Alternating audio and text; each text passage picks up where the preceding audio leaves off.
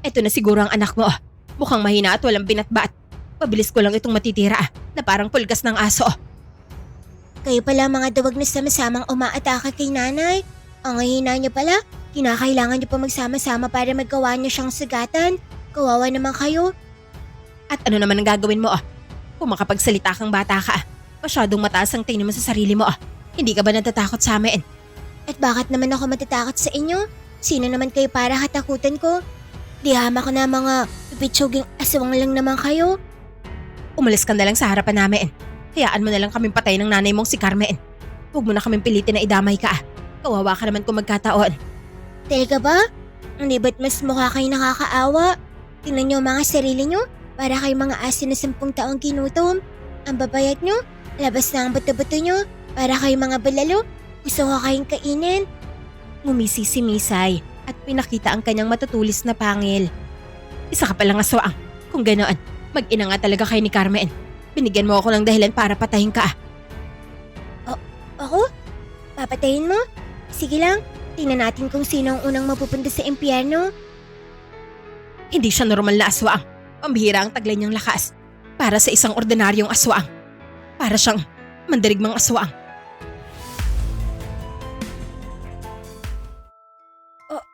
Aswang nanay ko?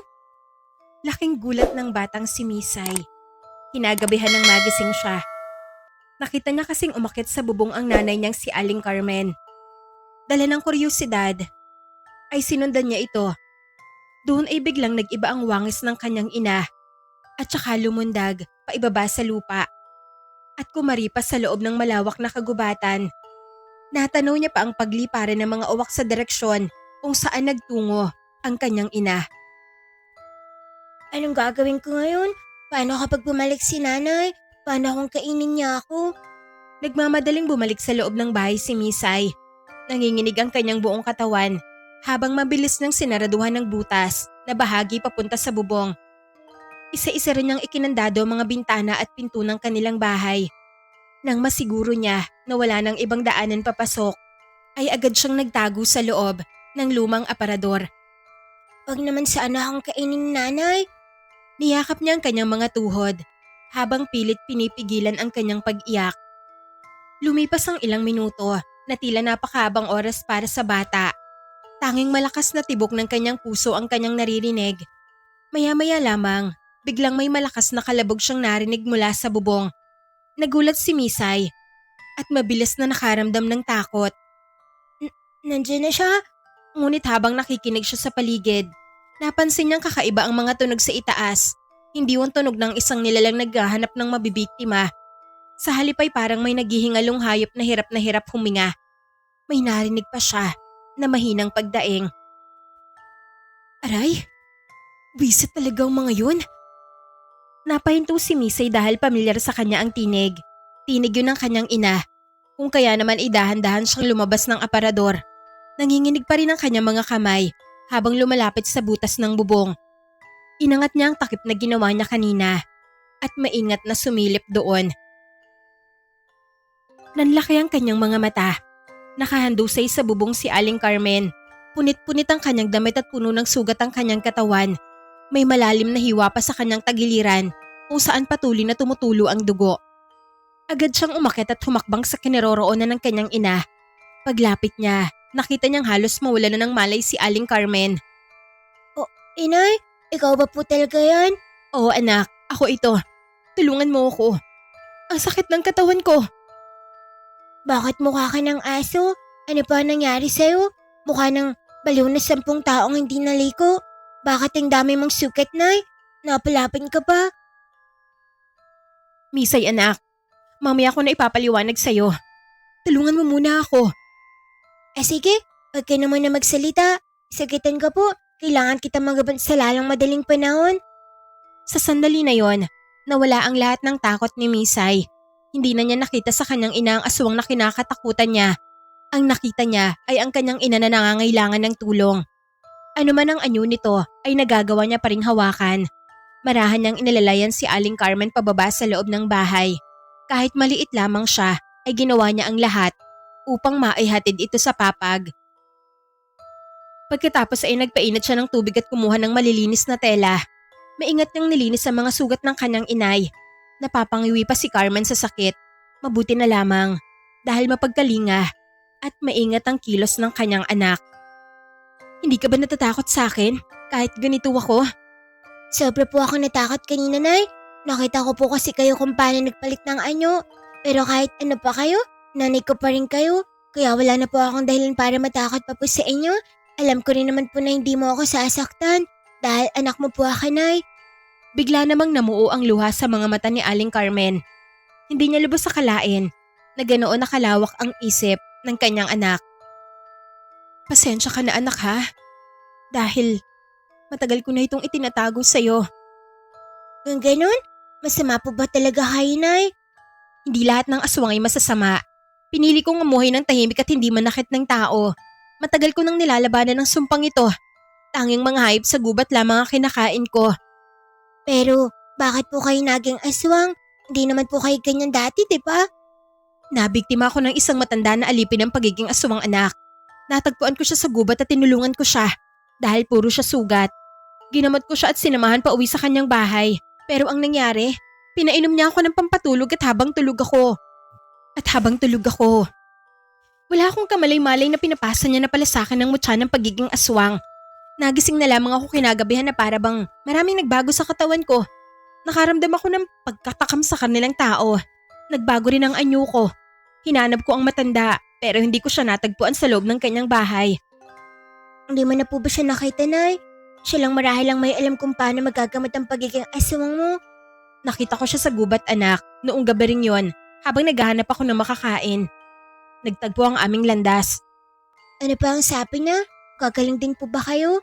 Gagaling lang daw ako kapag naipasa ko na ang mutya ng pagiging aswang sa ibang tao. Kagaya ng nangyari sa kanya, simula nang maipasa niya sa akin ng mutya. Naging normal na tao na siya. Masama-sama niya naman. Dinamay ka pa niya talaga para lamang sa pansarili niyang kapakanan. Pagod na raw kasi siya sa pagiging aswang anak. Kahit sa mga natitira niyang sandali sa mundo. Gusto niyang maranasan muli ang maging normal na tao. Nasaan na po ba siya ngayon? Pinalaya ko siya. Inayaan ko siyang lumayo dahil nagmamakaawa siya sa akin na wag ko siyang papatayin. Biktima lang din daw siya at sa loob ng maraming taon, gusto niya nang bumalik sa kanyang pamilya. Ewan ko sa'yo, Nay. Di mo man lang siya pinilit na bawiin ang mutya ng pagiging aswang. Paano kung kainin mo ako? Paano kung makapambiktima ka pa ng ibang tao? Kaya naman siyang kontrolin anak. Hindi ako nagpapatalo sa pagiging aswang. Sadyang matanda na ang dating may-ari ng mutya, kaya mabilis siyang nakukontrol ang pagiging aswang niya. Ang problema ko ngayon ay ang ibang masasamang aswang anak. Bakit po? Ano pa ang atraso mo sa ibang mga aswang, Nay? Napatay ko ang iba sa kanila. Pinipigilan ko kasi sila namang biktima ng mga inosenteng tao. Kung ganun, sila po ba ang may kagagawa ng mga sugat mo? Biglang nagbago ang ekspresyon ng mukha ni Carmen. Napalitan niyo ng takot. Wari bang may mga nananariwang alaala sa kanyang isipan? Oo, sila nga. May ibang mga aswang sa kagubatan. Natuklasan nila na tumatanggi akong sumama sa kanila. Nalaman nila na kinakalaban ko ang mga masasamang aswang. Gusto nilang pilitin ako maging katulad nila. Pero hindi ako pumayag. Maging katulad na ano po, Nay? Ang pumatay ng mga tao. Gusto nilang kumain ako ng karne ng tao at uminom ng dugo ng mga tao. Wala raw lugar sa mundo ng mga aswang ang mga tulad kong tumatanggi sa likas na kinakain ng mga aswang. Lalo pa sa mga katulad ko na tumataliwas sa kasamaan nila. Sigurado ako na hindi nila ako lulubayan anak. Baka pati ikaw. Madamay din. Hindi pa man nakakasagot si Misay, ay bigla silang nakarinig ng malalakas na kaluskos mula sa labas ng kanilang bahay. Kasunod noon, ang mababang ungol ng kung anong nilalang. Unti-unti naman, nanamatla si Carmen.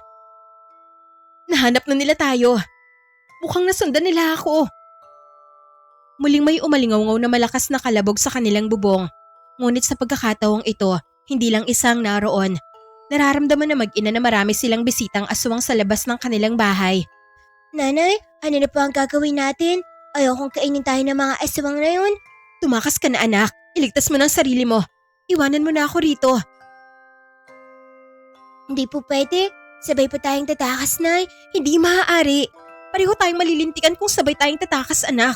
Masyado na akong mahina. Sariwa pang mga sugat ko para tumakbo ng mabilis at magpakalayo-layo. Paano po yun? Hindi po talaga ako aalis nang hindi ka kasama, Nay. Ewan ko sa'yo anak.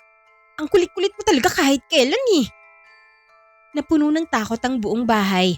Sunod-sunod ang mga kalabog sa bubong habang patuloy na umuungol ang mga aswang sa labas.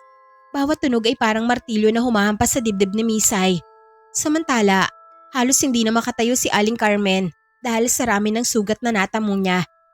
Misay, ganito na lang. Kung ayaw mo talagang umalis, magtago ka na lang. Ako nang bahala sa kanila. Kaya ko pa namang lumaban kahit papano. Nay naman, paano mo sila haharapin? Hindi ka nga makatayo ng maayos. Baka kung ano mangyari sa'yo. Kahit mamatay ako, hindi ko hahayaang saktan kanila anak. Muling umalingongo ang malakas na kalabog sa bubong. May narinig pa silang pagkalas ng ilang bahagi ng yero. Unti-unti nang sinira ng mga aswang ang kanilang bahay. Napaluha si Misay habang nakatingin sa kanyang ina. Alam niyang hindi na nito kayang lumaban kapag nakapasok ang mga aswang. Pareho silang mamamatay. Nanay, may paraan pa. May naisip po akong paraan. Ano naman yun anak? Ibigay mo sa akin ang matya. Ipasa mo sa akin. Ako na po ang balang kumalaban sa mga aswang na yun. Biglang nanlaki ang mga mata ni Aling Carmen. Hindi niya alam kung ano ang gagawin niyang pa siya. Natatakot siya para sa mga posibleng kasapitan ng batang si Misay. Hindi maaari. Bata ka pa. Ayokong saluhin mo ang pagiging aswang ko. Masyadong mapanadyo at mapaminsala ang mutya ng pagiging aswang. O hindi mo alam kung paano ito kontrolin. Ito naman ang kukontrol sa'yo. Natatakot ako na baka maging katulad ka ng mga masasamang aswang anak. Pero wala po tayong ibang magagawa. Kung magiging aswang din naman ako, mas mabuti nang gamitin ko yun para iligtas ka. Kaysa ang pareho tayong mamatay ngayong gabi, Nay. Hindi mo alam ang hinihingi mo anak. Kapag napunta sa'yo ang mutya, maaaring hindi mo kayanin ang sumpa. Mas natatakot akong mawala ka kay sa magang aswang, Nay. Napayo ko na lamang si Aling Carmen. Pilit niyang nilalabanan ng luha sa kanyang mga mata. Ayaw niyang maranasan ng anak niya ang pinagdadaanan niya. Ngunit bawat kalabog mula sa bubong ay nagpapaalala na wala na silang oras.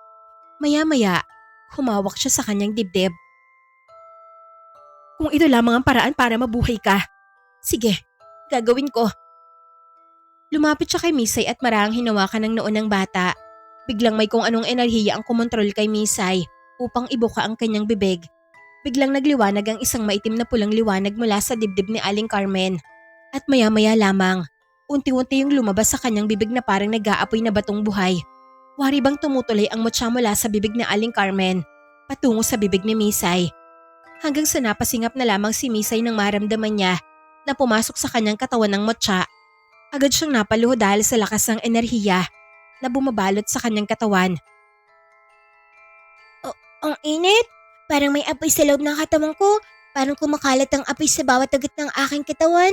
Nay, nararamdaman kong bumibilis ng sobrang tibok ng puso ko. Nanlaki ang mga mata ni Misay at unti-unting nagkulay ginto ang mga yon. Humaba ang kanyang mga pangil. Tumulis ang kanyang mga kuko. Naging mas maputla ang kanyang balat. Unti-unti ring humaba ang kanyang buhok na tila hinahampas ng hangin kahit walang hangin sa loob ng kanilang bahay. Naramdaman ng bata ang bawat kaluskos sa kagubatan kahit ang mga nasa malayo ay nagagawa niyang marinig. Maski ang huni ng isang makamandag na palaka na nasa sapang matatagpuan sa pinakapusod ng kagubatan ay nagagawa niya rin na maulinigan.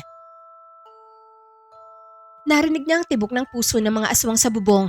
Naamoy niya ang dugo sa sugat ng kanyang ina at higit sa lahat, naramdaman niya ang kakaibang lakas na hindi pa niya kailanman naranasan. Ito palang pakaramdam. Hindi na masama. Napaatras si Aling Carmen nang makita ang pagbabago ng kanyang anak. Hindi niya lubos sa kalain na nagagawang kontrolin ng anak ang kapangyarihan ng mutya. Misay? Ano? Ano pang nararamdaman mo ngayon anak? Marami po, Nay. Pero lamang po ang pagiging kalmado ng katawan ko. Nagugutom ka ba? Gusto mo bang kumain ng tao? Gusto mo ba ng atay at dugo? Pakiusap anak, huwag mo akong kakainin na. Hindi po, Nay. Hindi po ako nagugutom ngayon. Lamang po ang anis ko sa mga aswang na nangiistorbo sa labas. Dahan-dahang tumayo ang bata. Wala na ang panginginig sa kanyang katawan. Wala na rin ang takot sa kanyang mga mata. Sa halip ay napalitan yon ng matinding tapang. Hanggang sa muling yumanig ang bubong. Isang pahiwatig na hindi pa rin sila nilulubayan ng mga aswang. Ngunit imbes na matakot, ay ngumiti lamang si Misay. Mukhang magiging masaya ang gabing to. Sa wakas, may makakalaro na rin po ako, Nay. Magpahinga ka na muna. Ako na ang balas sa mga limaw na nasa labas. Anak, mag-iingat ka ha. Sabihin mo lang sa akin kung kailangan mo ng tulong. Hindi na po, Nay. Ako na pong bahala. Magpahinga ka na lang muna. Huwag kang magpapakapagod. Sariwa pa ang mga sugat mo sa katawan, Nay. Sa isang iglap ay tumalo ng bata pa itaas. Bumigay ang bahagi ng bubong nang lagpasan niya ito. Paglabas niya agad niyang nakita ang mga mahigit 10 aswang na nakapalibot sa kanilang bahay. Napatigil ang mga ito nang makita ang bata na nakatayo sa ibabaw ng bubong. Bata lang palang pinagtataguan mo, Carmen. Ito na siguro ang anak mo. Mukhang mahina at walang binatbat. Pabilis ko lang itong matitira na parang pulgas ng aso. Umalakat at umangal lang sabay-sabay ang ilan pang mga aswang. Wari bang nagkakaisa ang mga ito sa pagsang-ayon sa pangmamaliit ng kasama nilang aswang patungkol sa batang si Misay.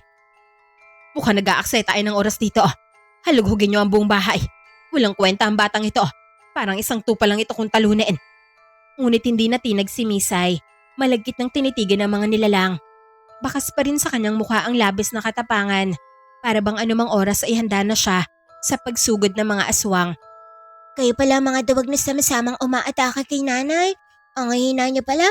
Kinakailangan niyo pa magsama-sama para magawa niyo siyang sugatan. Kawawa naman kayo. Nagkatingin na ng mga nilalang. Nakaramdam ng poot ang mga ito sa sinabi ng paslit. Kaya naman ay sunod-sunod na nagsiangilan ng mga ito. Nawari bang mga gutom na hayop. At ano naman ang gagawin mo? Kung makapagsalita kang bata ka, masyadong mataas ang tingin mo sa sarili mo. Hindi ka ba natatakot sa amin? At bakit naman ako matatakot sa inyo? Sino naman kayo para hatakutan ko? Di hama ko na mga pipitsuging aswang lang naman kayo. Umalis ka na lang sa harapan namin. Hayaan mo na lang kaming patay ng nanay mong si Carmen. Huwag mo na kaming pilitin na idamay ka. Kawawa ka naman kung magkataon. Talaga ba? Hindi ba't mas mukha kayo nakakaawa? Tingnan niyo mga sarili niyo. Para kayo mga asin na 10 taong ginutom. Ang babayat niyo. Labas na ang buto-buto niyo. Para kayo mga balalo. Gusto ko kayong kainin. Ngumisi si Misay at pinakita ang kanyang matutulis na pangil. Nagulat ang mga aswang. Hindi nila akalaing aswang din pala ang bata na kaharap nila. Kaya pala ganoon na lamang ito kung mangusap sa kanila. Isa ka palang aswang. Kung ganoon, mag-ina nga talaga kayo ni Carmen. Binigyan mo ako ng dahilan para patayin ka. Ako? Papatayin mo? Sige lang.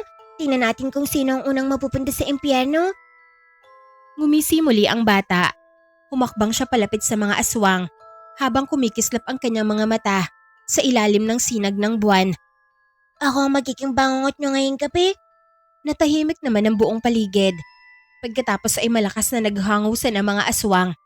Napatakip tuloy ng ilong si Misay dahil sa hindi kaaya-aya na amoy. Ay mga pangit, akala nyo ba'y kinakatakutan ko kayo? Ang babaho nyo kaya? Mukha kayong mga asing nababad sa kanal ng isang buwan. Unti-unting nagdilim ang mukha ng mga aswang sa galit. Nagsagit-sitan ang yero dahil sa mga kuko ng mga nilalang na kumaskas doon. Ali kayo? Hindi ba gusto nyo akong aliin? O baka puri lang kayo tahol at wala naman talaga kayong kayang gawin? Puri lang kayo sat-sat? Mas naging agresibo ang kilos ng mga nilalang. Naglabasan ng kanilang mga pangil, namula ang kanilang mga mata, at sa ilalim ng malamlam na liwanag ng buwan, nakatayo si Misay sa bubong ng kanilang bahay, handang harapin ang buong hukbo ng mga aswang na gustong pumatay sa kanila ng kanyang nanay. Patayin ang batang yan. Unahin na natin siya bago natin isunod ang nanay niyang duwag. Sa kabila ng kanyang tapang, ay bata pa rin naman si Misay. Wala siyang karanasan sa pakikipaglaban. At ngayon lamang niya naramdaman ang kapangyarihan ng pagiging aswang. Sana magawa ko silang talunin kahit ito pa lang ang unang beses ko makapaglaban sa mga aswang. Wika ng bata sa kanyang sarili hanggang sa tumalo ng isang aswang patungo sa kanyang direksyon.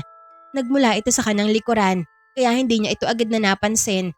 Agad siyang tinamaan ng sipa ng nilalang. Tumilapon siya. Mula sa bubong ay bumagsak siya sa lupa at gumulong ng pailang ulit. Aray ko po, naisahan niyo ako rin ah. Bago pa man siya tuluyang makabangon, ay 2 pang aswang ang sumugod sa kanya. Isa sa mga ito ang kumalmot sa kanyang balikat, habang ang isa naman ay sumuntok sa kanyang tagiliran. Napadaing si Misay at muling napasubsob sa lupa. Humalakak naman ang mga aswang. Eto bang pinagmamalaki mo? Para kang manok na Tagalog, kumakipaglabaan. Talagang isang hamak na bata ka pala ang. Masyado ka pang hilaaw.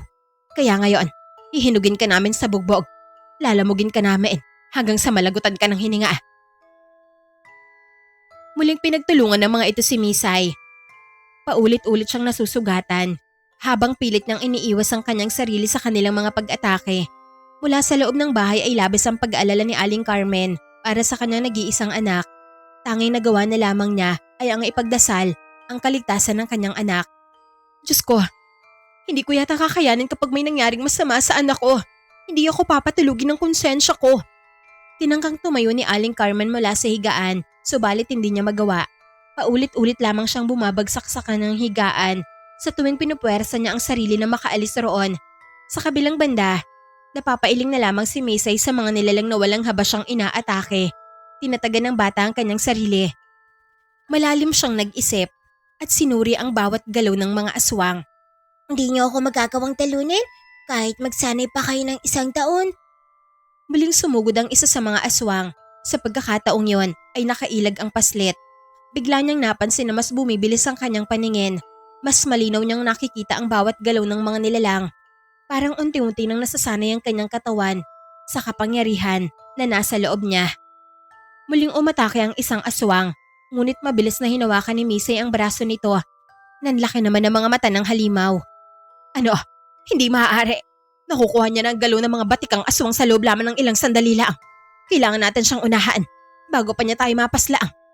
Sa isang malakas na hatak ay naibagsak ni Misay ang isang aswang sa lupa. Pagkatapos ay ibinao niya ang kanyang matutulis na kuko sa dibdib nito. Umalingaw ang nakakabinging sigaw ng mga nilalang. Ilang sandali pa ay tuluyan itong tumigil sa paggalaw. Napatay ni Misay ang una niyang kalaban. Yun ang unang beses na nakapatay siya ng aswang. Napaatras naman ng iba pang mga aswang. Imposible. Paano mo nagawa yun? Pagbabayaran mo ang ginawa mong bata ka. Isa pa lang ang napapatay ko, nanginginig na kaagad kayo sa takot. Ay mga aswang, kung ako sa inyo, kung talagang matapang kayo, huwag na kayo mag-aksaya pa ng oras. Sumugid na kayo. Sa unang pagkakataon, nakaramdam si Misay ng kakaibang lakas. Hindi siya lumalakas dahil sa galit o paghihigante. Lumalakas siya dahil gusto niyang protektahan ang kanyang inay. Muling sumugod ang 3 pang aswang, ngunit ngayon ay iba na ang bata. Mabilis siyang tumulan at sumipa sa mukha ng isa. Bumagsak ang nilalang patungo sa puno. Ang ikalawa naman ay nasugatan ng kanyang mga kuko sa leeg, habang ang ikatlo ay nahagip niya ng malakas na suntok na ikinabali ng panga nito. Sunod-sunod ang kanilang pagbagsak. Unti-unting napalitan ng takot ang kumpiyansa ng mga nilalang. Hindi siya normal na aswang. Pambihira ang taglay niyang lakas. Para sa isang ordinaryong aswang. Para siyang mandirigmang aswang. Umakbang si Misay habang tumutulo ang dugo mula sa kanyang mga sugat. Ngunit hindi siya nagpapakita ng pagod. Kumikinang ang kanyang mga mata. Nakalabas ang kanyang mga pangil. At bawat hakbang niya ay nagpapaatras sa mga halimaw. Ano? Kanina, gusto niyo akong patayin? Ngayon, bakit hindi niyo na ako patayin? Walang sumagot. Nangatala mga aswang. Baka sa mukha ng mga itong pagkabahala para sa kanilang buhay. Habang tinitingnan kasi nila ang bata. Bakas dito na wala itong pagdadalawang isip na pumatay ng mga aswang. Bakit ngayon ay parang gusto niyo nang umuwi? Gusto niyo bang magsumbong sa mga nanay niyo? Bata, aswang ka rin na katulad namin. Hindi mo kailangan makapaglaban sa amin. Kung ako sa'yo, makipagsanib pwersa ka sa amin. Nang sa ganun ay lalo pang lumakas ang hukbo nating mga aswang. Hindi yan mangyayari. Wala sa bokabularyo ko magkapagkasundo sa mga nilalang kagaya niyo. Ubod kayo ng kahayupan.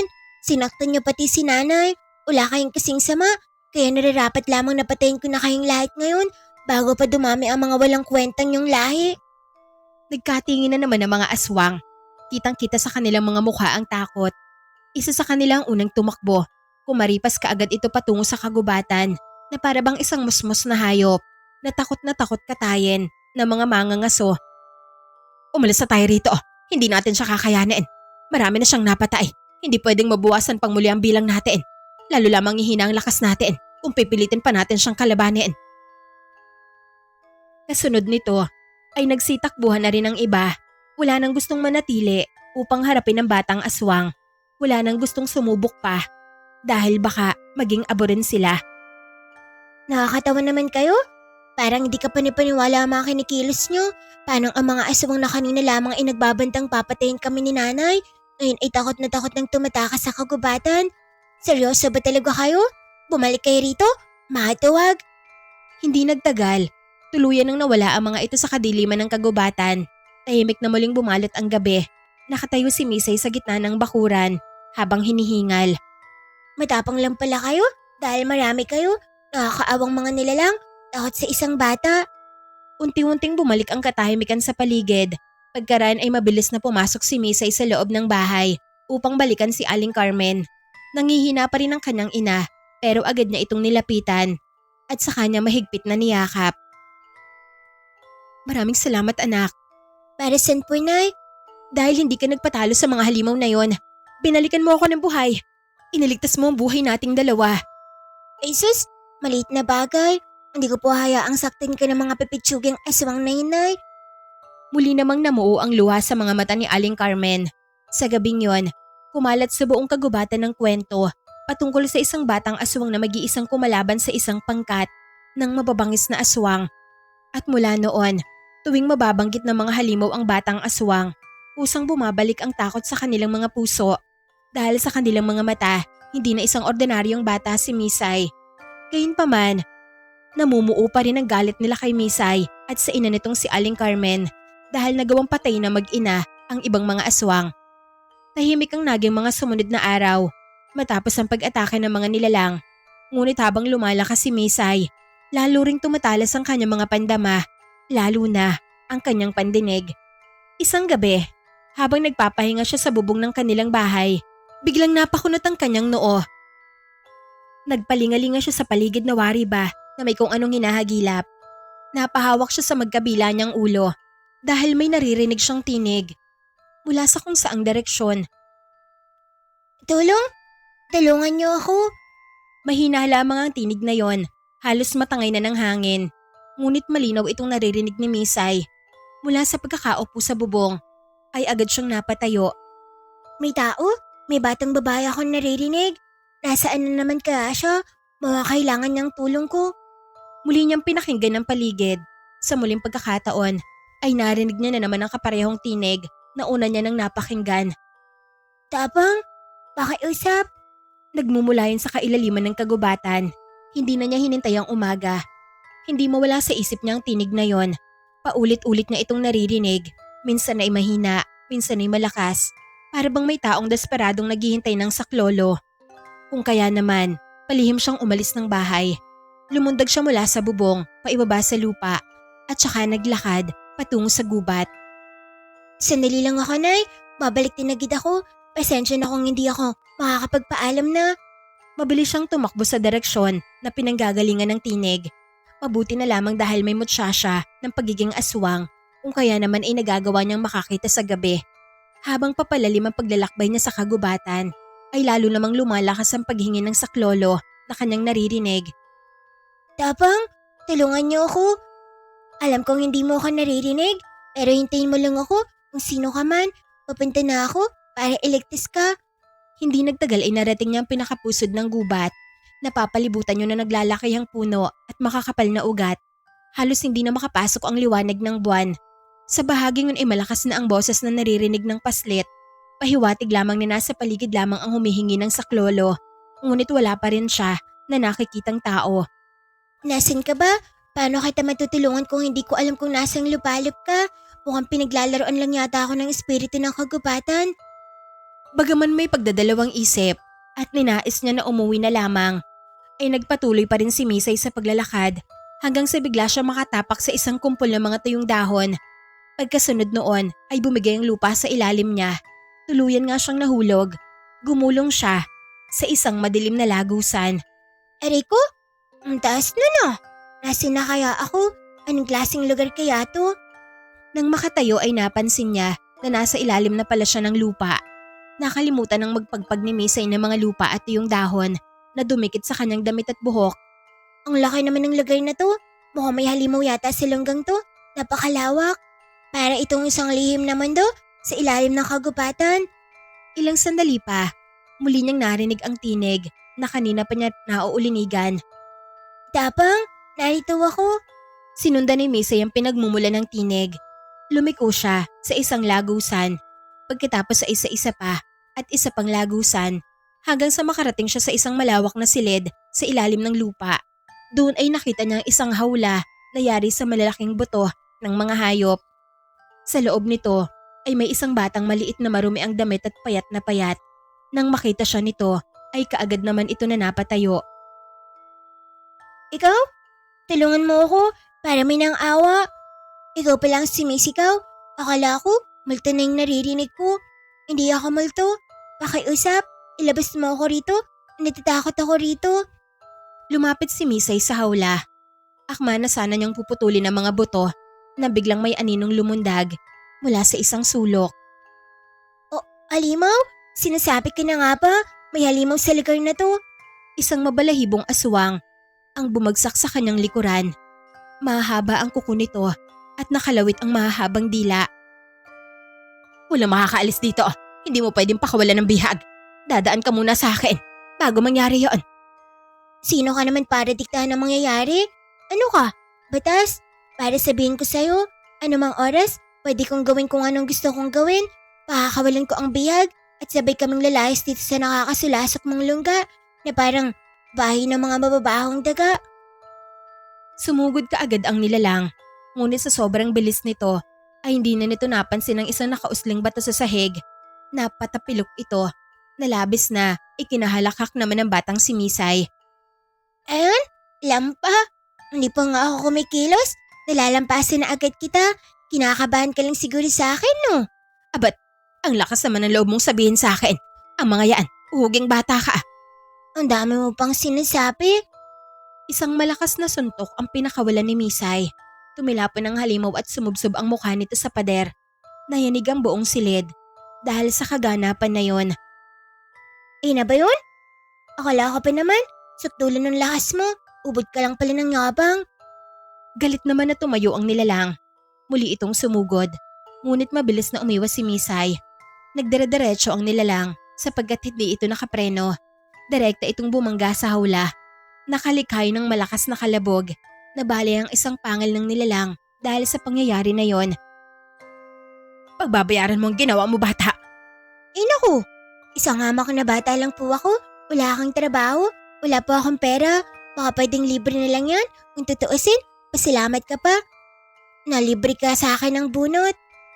Napahawak ang nilalang sa ulo nito. Napapailing naman si Misay habang nakangisi.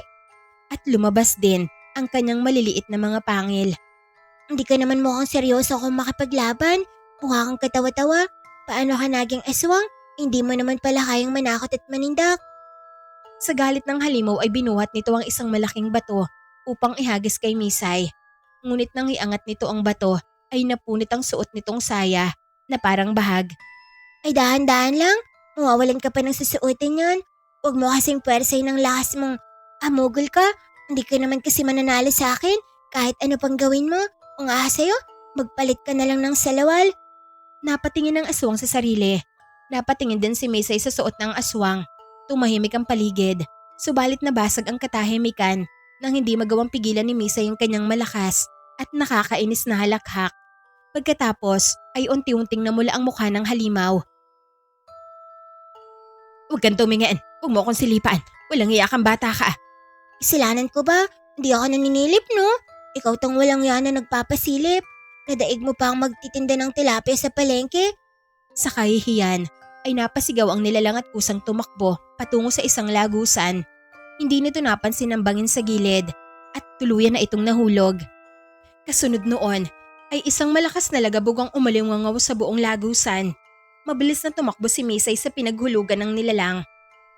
Nang silipin niya ito, hindi na ito gumagalaw at nililigo na sa sarili nitong dugo dahil may matulis na bato ang bumaon sa dibdib nito. Mukhang patay na siya. Ang galing mo naman. Nagawa mong talunin ng aswang na yun ng walang kahirap-hirap. Baka baiting tulungan mo ako rito. Palabasin mo na ako. Gamitin mo ang sandatang yun ng aswang. Kayang bumuwag yun ng mga matitigas na bagay. Kagaya nitong wala. Sige, sandali lang. Kinuha naman kaagad ni Misay ang nasabing sandata. Pagkatapos ay lumapit siya sa hawla at pinutol ang mga buto na nagsisilbing rehas. Makalipas ang ilang sandali ay nakalabas din ang bata. Salamat. Akala ko, hindi na ako makakalabas dito. Mabuti na lang talaga dahil dumating ka. Walang anuman. Tara na, baka gumuho pa ang lagusan na to. Magkasama silang umalis sa ilalim ng lupa. Maya-maya pa ay nakarating sila sa paanan ng isang malaking puno. Pagod na pagod ang batang babae. Naupo ito sa damuhan at napahawak sa kanyang tiyan. Pasensya ka na, pero sobrang gutom na ako. Hindi ka pa pala kumakain? Maraming araw na akong hindi nakakain. Simula nang makulong ako sa lungganang aswang, hindi na ako kumain pa. Ayokong lantakan ng mga karne ng tao na binibigay niya sa akin. Kahit ang mga dugo na malangsa, ay ayaw kong inumin. Nakakadiri kaya. Sandali lang gagawa ka ng paraan. Maghintay ka lang dito. Mabilis na umakyat si Misay sa puno upang maghanap ng mga bunga. Habang nakaupo sa ilalim ng puno, napapangiti ang bata sa unang pagkakataon matapos ang mahabang panahon. Maya-maya lamang ay bumaba si Misay, dala ang bungang kahoy na napitas nito mula sa itaas ng puno. Eto, kainin mo. Mainam itong pampaway ng gutom at uhaw. Ano nga palang pangalan mo? Ako nga pala si Linengneng. Wow, ang ganda naman ng pangalan mo. Para mga bituin sa langit. Siya nga pala, ako naman si Misay. Maganda rin ang pangalan mo, Misay. Parang batang matapang, bagay na bagay sa'yo. Masaya ako na makilala ka. Masaya rin ako na makilala ka, Taluningning. Nagtagpo ang palad ng dalawa, pero laking gulat ni Misay nang bigla na lamang alisin ni Luningning ang palad nito sa pagkakahawak sa kanya. Bakit? Magaspang ba ang kamay ko? Mabaho ba? Hindi naman, nakaramdam lang ako ng kakaiba. Hindi ka ordinaryong bata. Aswang ka rin? Tama ba? Oo, aswang nga ako. Naku po, lumayo ka sa akin. Huwag mo akong lalapitan, Misay. Baka tinutulungan mo lang ako kasi kailangan ng pagkain. Para ng awa, huwag mo akong kakainin. Ano ka ba naman, Luningning? Hindi pa nga ako nakakapagpapaliwanag. Pinipintasan mo na kaagad ako. Eh ano pa bang kakailanganin kong marinig na paliwanag? Ang sabi ng mga magulang ko sa akin, huwag daw ako magtitiwala sa mga aswang dahil masasama kayong lahat. Nagkakamali ka, Ningning. Hindi lahat ng aswang ay masama. Kagaya ko, pinasahan lamang ako ng mutya ng pagiging aswang pero hindi talaga ako pinanganak na isang aswang. Kaya ko pating kontrol ng sarili ko kaya huwag kang matatakot sa akin. Galit ako sa mga masasamang aswang kaya masasabi ko na nasa ligtas na kalagayan ka. Ganun ba? Ngayon ko lang nalaman yan. May mababait palang aswang. Kung sa bagay, yung ginawa mong pagligtas sa akin, napatunayan ko ng mabait ka. Muling nagtagpo ang palad ng dalawa at magmula noon ay ganap silang naging magkaibigan. Na maglaon ay naisip ni Misay na ihatid si Luningning sa bahay nito upang makasama na muli ng bata ang kanyang pamilya. Liningning, gusto mo bang ihatid kita sa bahay niyo? Sigurado ako nag-aalala ng mga magulang mo. Nalungkot naman ang mukha ng bata. Halatang wala itong balak na magpahatid kaagad sa bahay nila. Gusto ko sana, pero napakalayo ng bahay namin. Ilang araw na lakaran yan mula dito. Ganun ba kalayo? Oo, at sa totoo lang, nangihina pa rin ako. Hindi ko yata kakayanin maglakad ng ganung kalayo. Napakamot na lamang ng ulo si Misay. Hindi niya kasi akalain na malayo palang pinanggalingan ni Luningning. Para ka rin pala talagang talay, no? Malayo yung tirahan mo. Para ka tulibo lalako ngayon na nahulog mula sa langit. Ganun na nga, Misay. Dinukot kasi ako ng mga aswang at hindi ko akalain na dadali nila ako sa ganitong kalayang lugar. Kung ganun, may naiisip akong paraan. Ano naman yun? Sa amin ka muna tumira. Nanlaki ang mga mata ni Luningning dahil sa kanyang narinig. Hindi niya akalaing handang ialok ni Misay ang bahay nila upang pansamantala niya itong tuluyan. Talaga? Oo naman. Maliit lang ang bahay namin, pero kasya pa naman siguro ang isa pang tao. Maraming salamat talaga, Misay. Tatanawin kong malaking utang na loob yan. Nang gabing yon, magkasama silang umuwi. Laking gulat ni Carmen nang makita ang bata na kasama ng kanyang anak. Aba, sino naman ang batang to? Nanay, si Liningning po. Nakulong siya sa ilalim ng lupa, kaya tinulungan ko siyang makatakas. Binayag po kasi siya ng mga aswang. Isinalaysay ni Misay ang buong nangyari. Tahimik na nakinig si Aling Carmen habang nakatingin kay Luningning. Pagkaraan ng ilang sandali ay napangiti siya. Kung ganon, malugod kitang tinatanggap dito iha. Kawawa ka naman. Sige na, pumasok na kayo rito sa loob. Maraming salamat po Aling Carmen. Nagmana po pala talaga sa inyo si Misay. Pareho po kayong mababait. Ngunit maya-maya ay napakamot ng ulo si Aling Carmen. Bakit po Nay? May problema ba?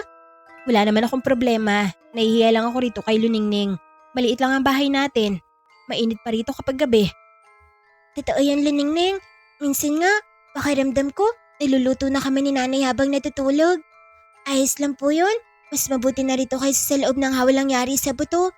Malaking bagay na po sa akin ang may matutuluyan. Nagkatawa na naman silang tatlo at mula noon ay pansamantala na nanirahan si Luningning sa kanilang bahay. Ngunit kasabay ng pagdating ng bata ay tila mas lalo naman na naging magulo ang kanilang paligid. Napansin ni Misay na halos gabi-gabi ay may mga matang nagmamasid mula sa kagubatan. Minsan ay may naririnig siyang mga yabag sa bubong. Kung minsan naman ay may mga aninong mabilis na nagtatago sa likod ng mga puno habang sumisilip siya sa bintana. Kaya na magkaroon ng pagkakataong makapag-usap na silang mag-ina lamang. Naging diskusyon niyo na mag-ina. Nakakapagtaka naman Nay. Ano na naman ba yun anak? Ang bata-bata mo pa. Pero ang dami mo na laging iniisip. Parang may mga aswang na nagbabantay sa atin. Kailan ba nila tayo lulubayan? Napansin ko rin, lalo na dumating si Luningning dito sa bahay. Hindi ko alam kung bakit, ngunit tila may interes sa mga aswang kay Luningning. Normal lang po siguro yun Nay. Bata kasi siya at sariwa pa ang kanyang dugo at karne. Hindi nakakapagtaka kung bakit siya hinahabol ng mga aswang. Nagkataon lang siguro na sa atin siya napunta. Alam mo naman kapwa tayo pugante ng mga aswang. Gusto nila tayong patayin? Lalo na ngayon, nagsama na po tayo ng biyag nila na pinatakas ko. Tsaka naging ngit-ngit na sa galit ang mga yun. Ganoon na nga, kaya dapat mas maging alisto tayo sa mga nagbabadyang mga panganib na darating pa sa buhay natin. Isang mainit na gabi, halos hindi sila makatulog. Nakahiga silang tatlo sa loob ng bahay habang walang tigil ang pagpaypay ni Aling Carmen gamit ang abaniko. Naku, napakainit na naman ngayong gabi. Pakiramdam ko po, natutunaw na ako. Ako rin Aling Carmen, sobrang banas po, pero dabali na, mas maayos na ito kaysa naman dun sa lungga ng mga aswang. Biglang may narinig silang kakaibang tunog sa labas. Paulit-ulit na mga pagaspas yun. Wari bang may malaking ibon sa labas ng kanilang bahay. Napabangon silang tatlo dahil sa kakaibang ingay na yon.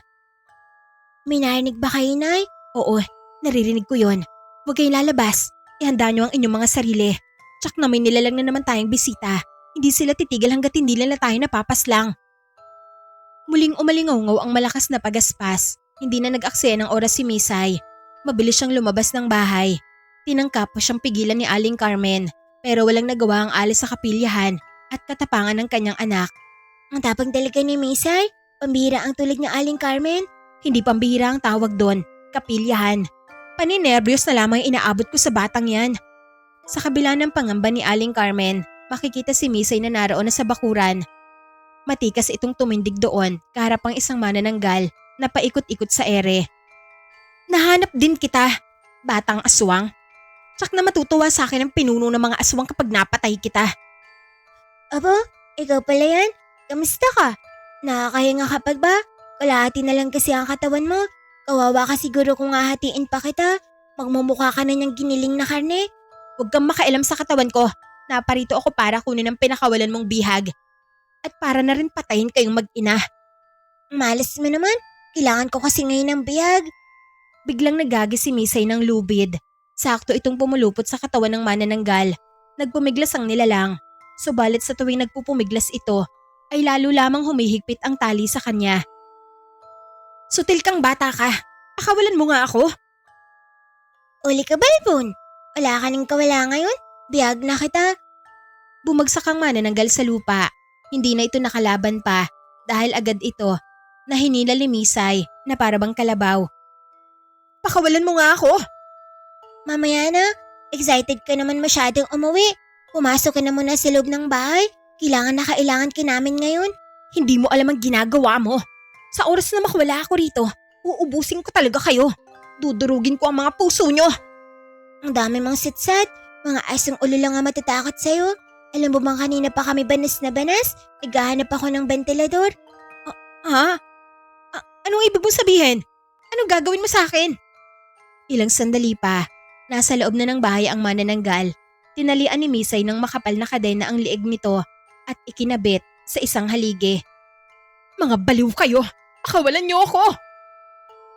Hindi pwede. At bakit? Mainit nga kasi. Kailangan namin ng hangin.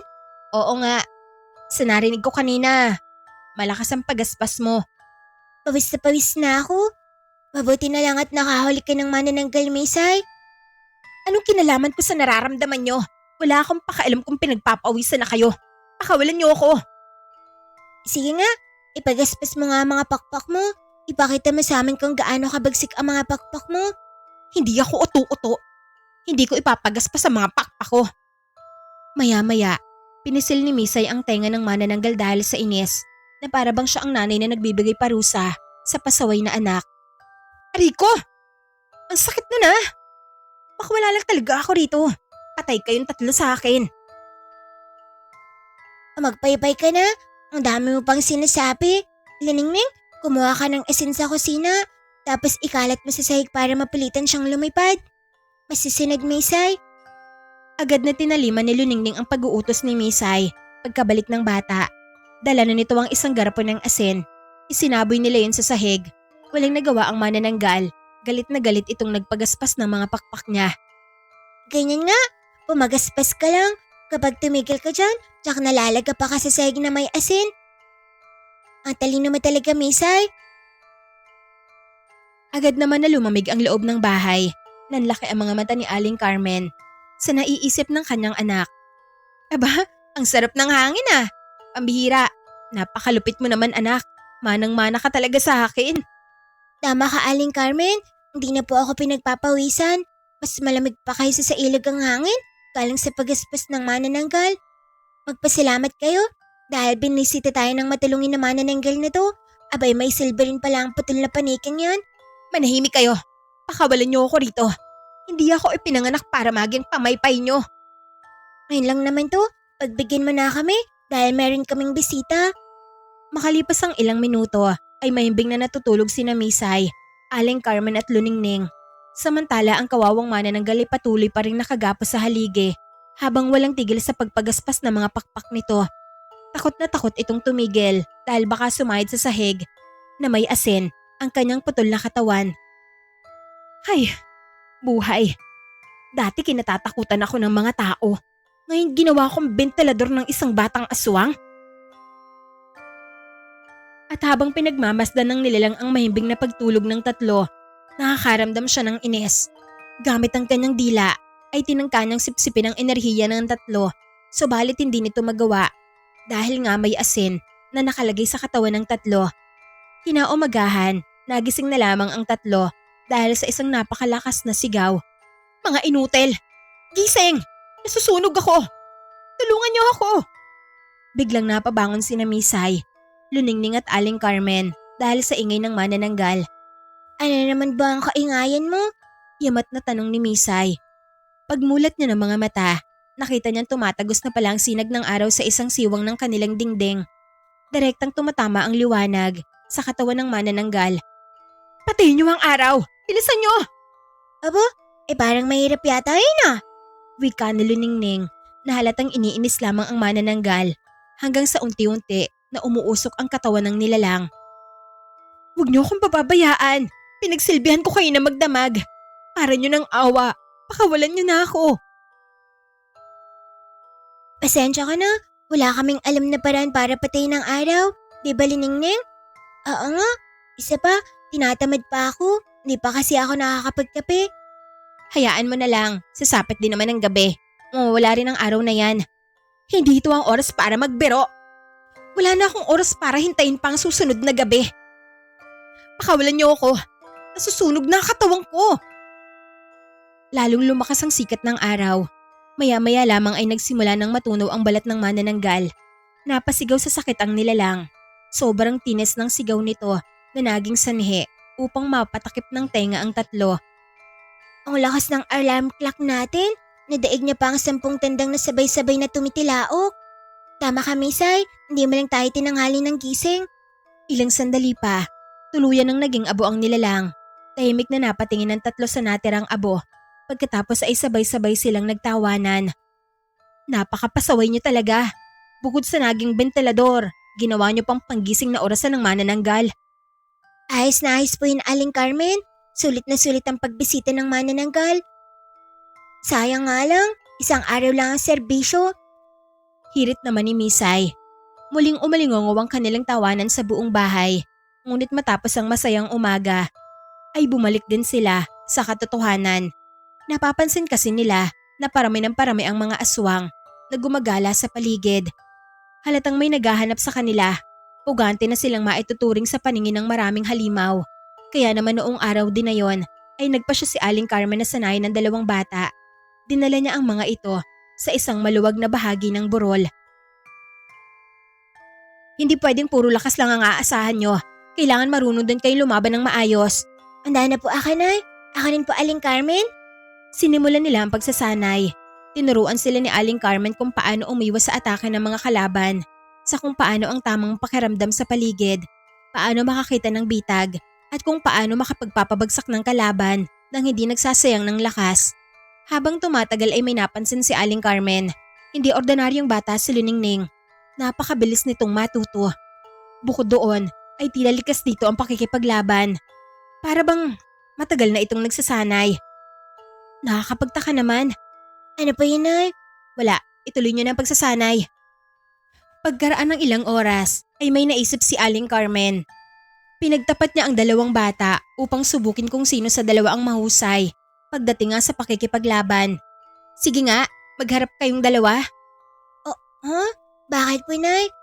Maglalaban po kami ni Misay? Huwag kayong mag-alala, pagsasanay lang ito. Hindi nyo naman kailangan patayin ang isa't isa. May susiriin lang ako sa mga galaw nyo. Nagkatingin na naman ang 2 bata. Pagkatapos ay sabay silang ngumiti. Para bang isang laro lamang sa kanila ang pagsasanay na yon. Huwag kang magpapatalo, ha? Ikaw rin, Misay. Nagsimula nga ang kanilang laban. Mabilis na sumugod si Misay. Ngunit mabilis din naman na nakaiwas ang batang si Luningning.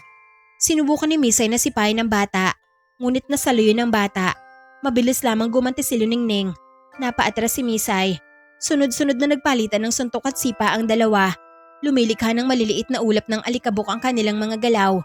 Habang pinagmamasdan sila ay unti-unti nananlaki ang mga mata ni Aling Carmen.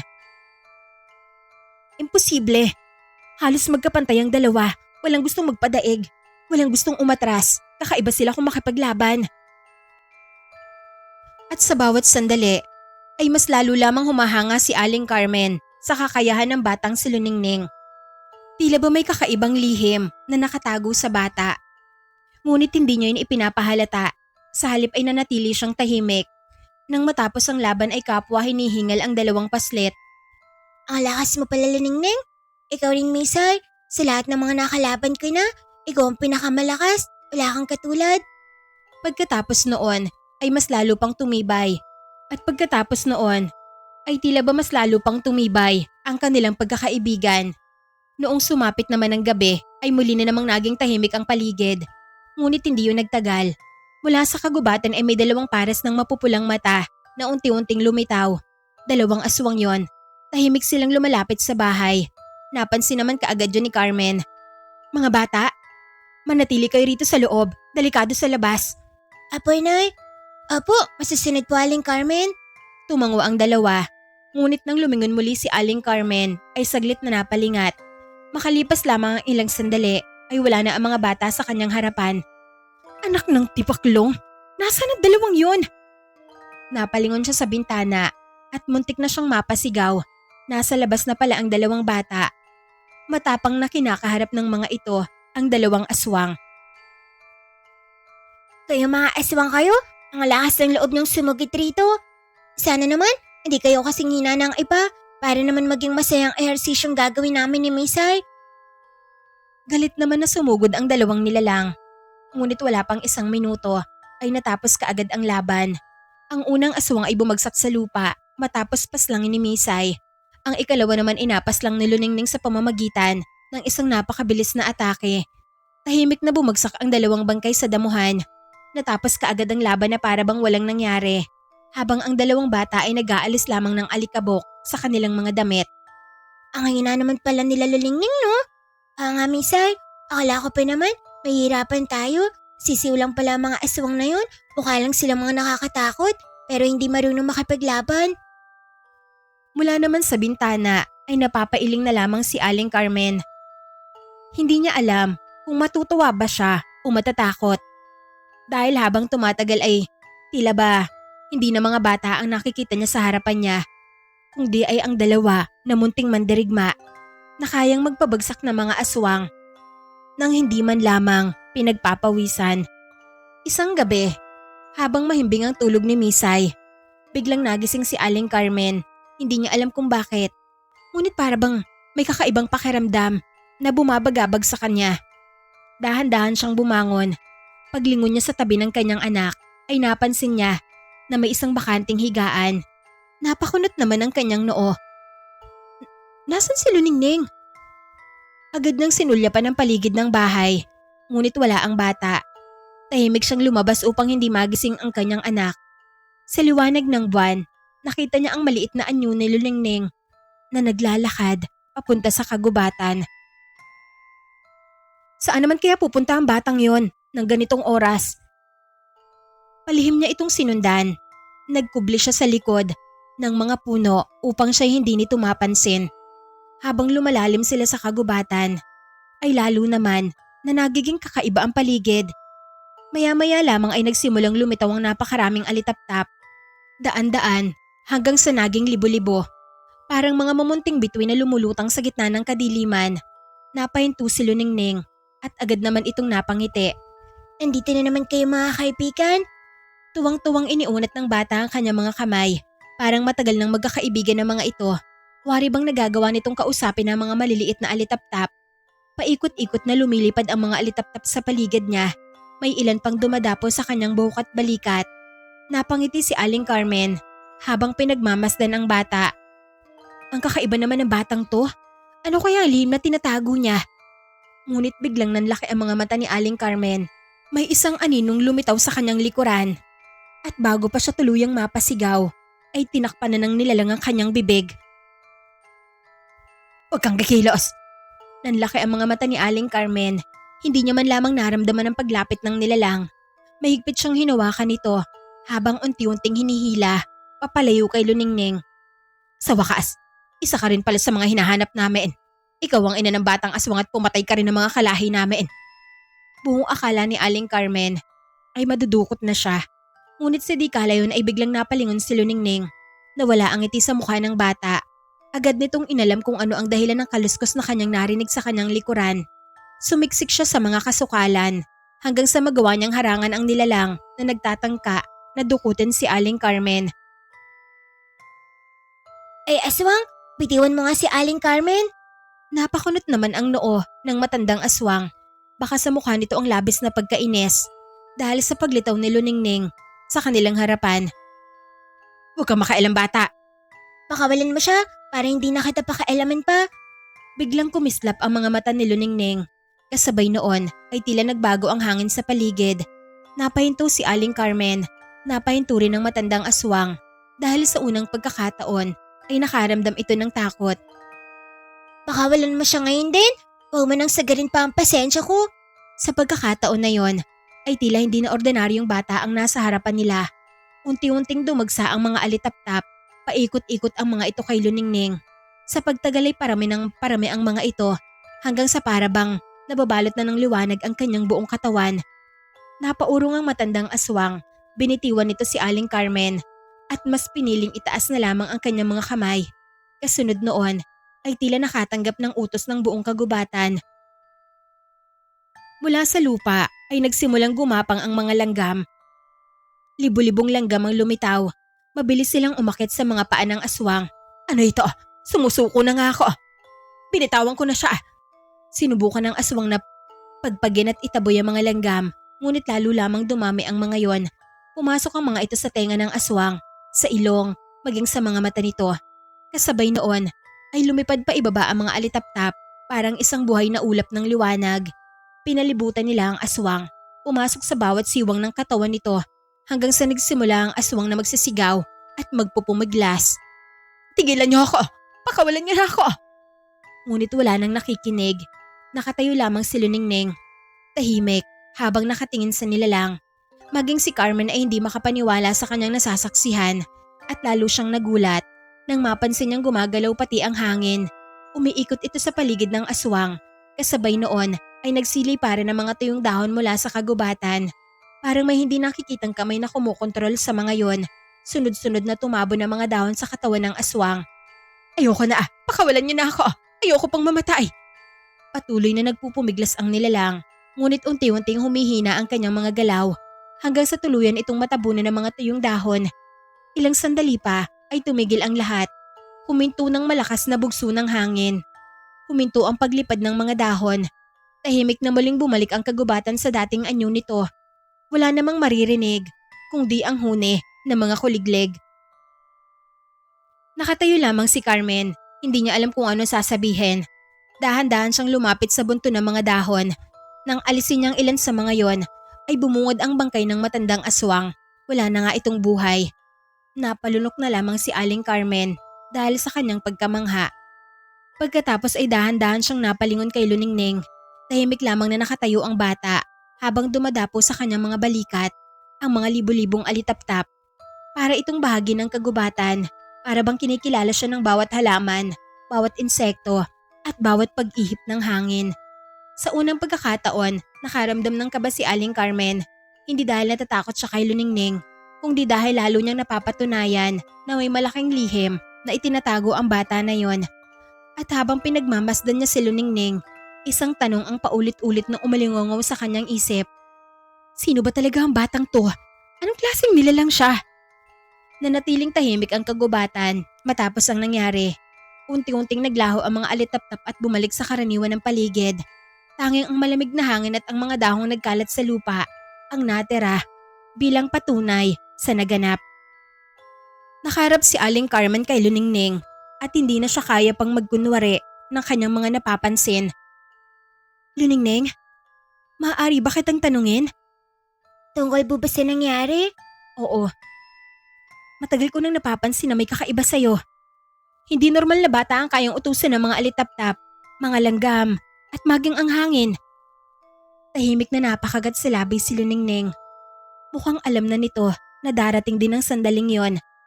Pasensya na po kung itinago ko. Hindi naman ako galit. Gusto ko lang talagang malaman ng totoo. Ilang sandali munang nanahimik ang bata. Pagkatapos ay marahan itong tumango. Tama po kayo, hindi po ako ordinaryong bata. Napatitig si Carmen sa kanya. Kita ang pananabik ng Ale sa mga posible pa na sasabihin ni Luningning. Isa po ako na batang engkantada. Tuluyan nang natigilan si Carmen. Bagaman pinaghihinalaan na niya yon, iba pa rin pala kapag narinig niya na mismo ang katotohanan. Isa kang engkantada? Apo, tama po kayo ng pagkakarinig. Napatingin ang bata sa mga puno sa paligid. Waring may sinasariwa sa baon ng kanyang mga alaala. Ang totoo, anak po ako ng isa sa mga pinuno po sa aming kaharian. Kaya pala kakaiba ka kung makipaglaban. May natatanging kapangyarihan ka ring taglay. Dinakip ako ng mga aswang. Ilang buwan na nakalipas. Gusto nila akong ialay sa isang sinaunang ritual. Naniniwala sila makukuha nila ang kapangyarihan ng aming lahi kapag naisagawa nila yon. Napahigpit ang kamao ni Aling Carmen na nung balik muli ang puot niya sa mga hunghang na aswang. Mabuti na lamang at dumating si Misay. Kung hindi dahil sa kanya, baka matagal na po akong patay. Napalunok si Carmen. Bigla niyang naalala ang hawala na yari sa mga buto ng hayop na ikinukwento noon ni Misay. Ngayon ay mas malino na sa kanya kung bakit ganoon katibay at kakaiba ang kulungan na yon. Hindi pala yun para sa tao. Hindi para sa ordinaryong nilalang, kundi ay para sa isang engkanto. Kaya pala, napakahalaga mo para sa kanila? Apo, ganun na nga po. Kaya desperado po sila na hulihin po ako. Magtatanong pa sana si Carmen nang bigla silang makarinig ng kaluskos mula sa itaas ng isang malaking puno. Agad silang napalingon sa direksyong yon. Nagsitayuan ang mga balahibo ni Carmen dahil buong akala niya ay may mga aswang na naman na sasalakay sa kanila. May naroon? May kanina pang nagmamasid sa ating pag-uusap. Mabilis na umatras ang dalawa. Naghanda sila para sa posibleng pag-atake ng kung sino mong nagkukubli sa itaas ng puno. Mag-ingat ka, Luningning. Ihanda mo ang sarili mo. Mukhang hindi pa tapos ang laban. May kasama pa yata ang aswang na yon. Apo Aling Carmen? Muli namang kumaluskos pa ang mga dahon. Kasunod noon ay may aninong lumundag mula sa itaas. Bumagsak ito mula sa napakataas na sanga, ngunit imbes na bumagsak ng alanganin, ay matikas itong lumapag sa lupa. Nakaikas pa ang mga braso nito habang nakangisi. Astig! Ang galing mo, Liningning. Grabe! Ang astig ng palabas sa napanood ko. Napakurap naman. Sina Aling Carmen, pati na rin si Luningning. Misay, Ako nga po, Nay. huwag mo sabihing nandito ka buong oras. Matagal na po. Sinundan ko po kayo. Nanlaki naman ang mga mata ni Carmen at ni Luningning. Hindi nila akalain kanina pa pala sila pinapanood ni Misay mula sa itaas ng puno. Narinig mo lahat? Ay naman.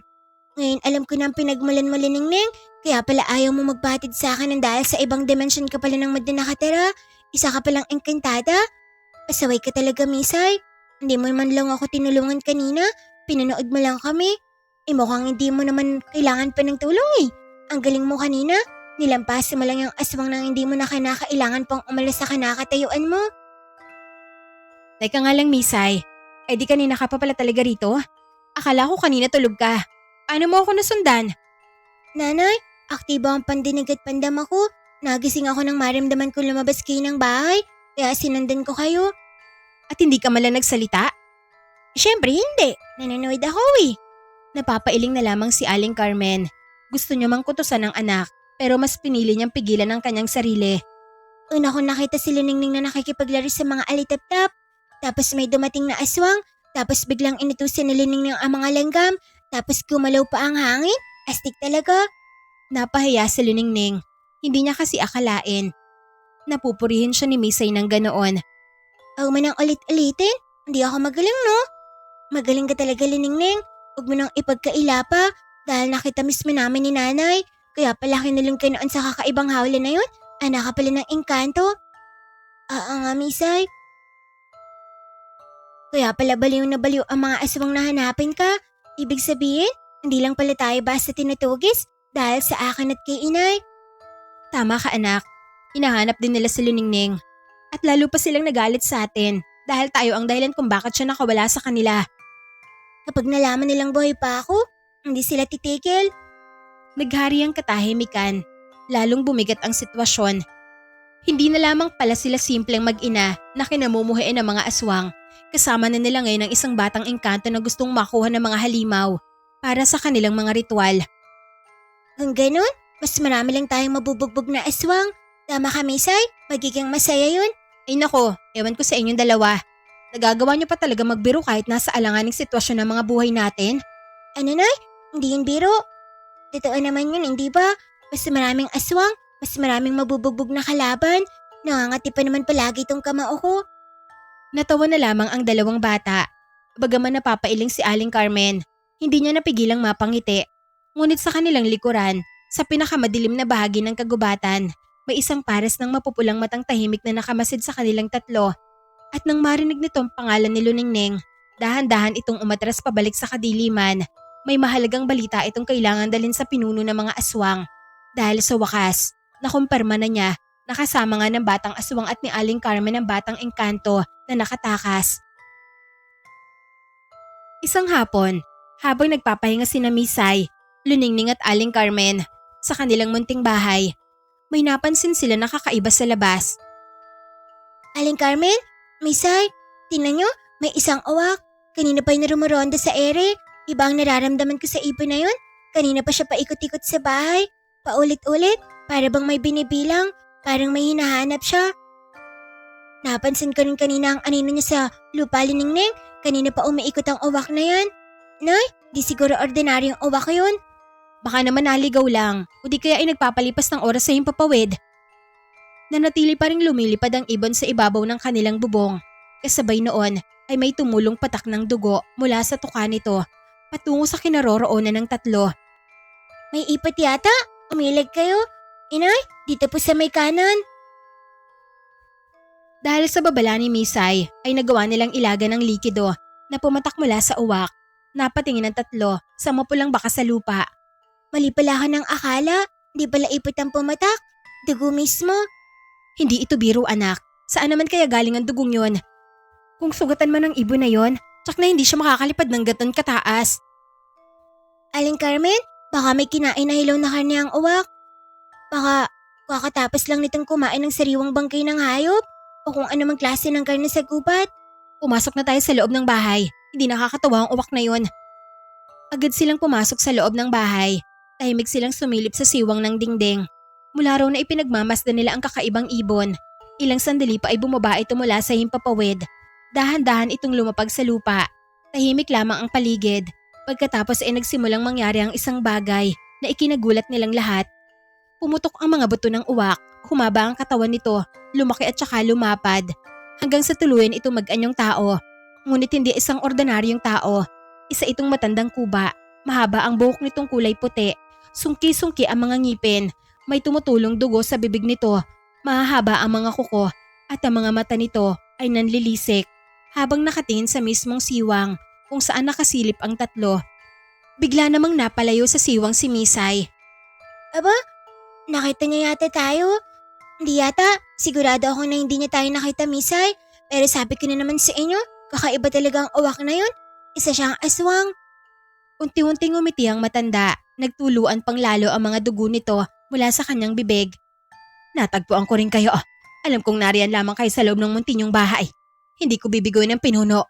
Papatayin ko kayo at ang mga malamig niyong bangkay ay masaya kong iyahain sa kanya. Nanlamig ang paligid. Kasunod noon ay nagsimulang lumubog ang mga paa ng matanda sa lupa. Lumayo kayo sa pader. Ngayon din, magtago kayo sa ligtas na lugar. Nanay, hindi natin kailangan na magtago.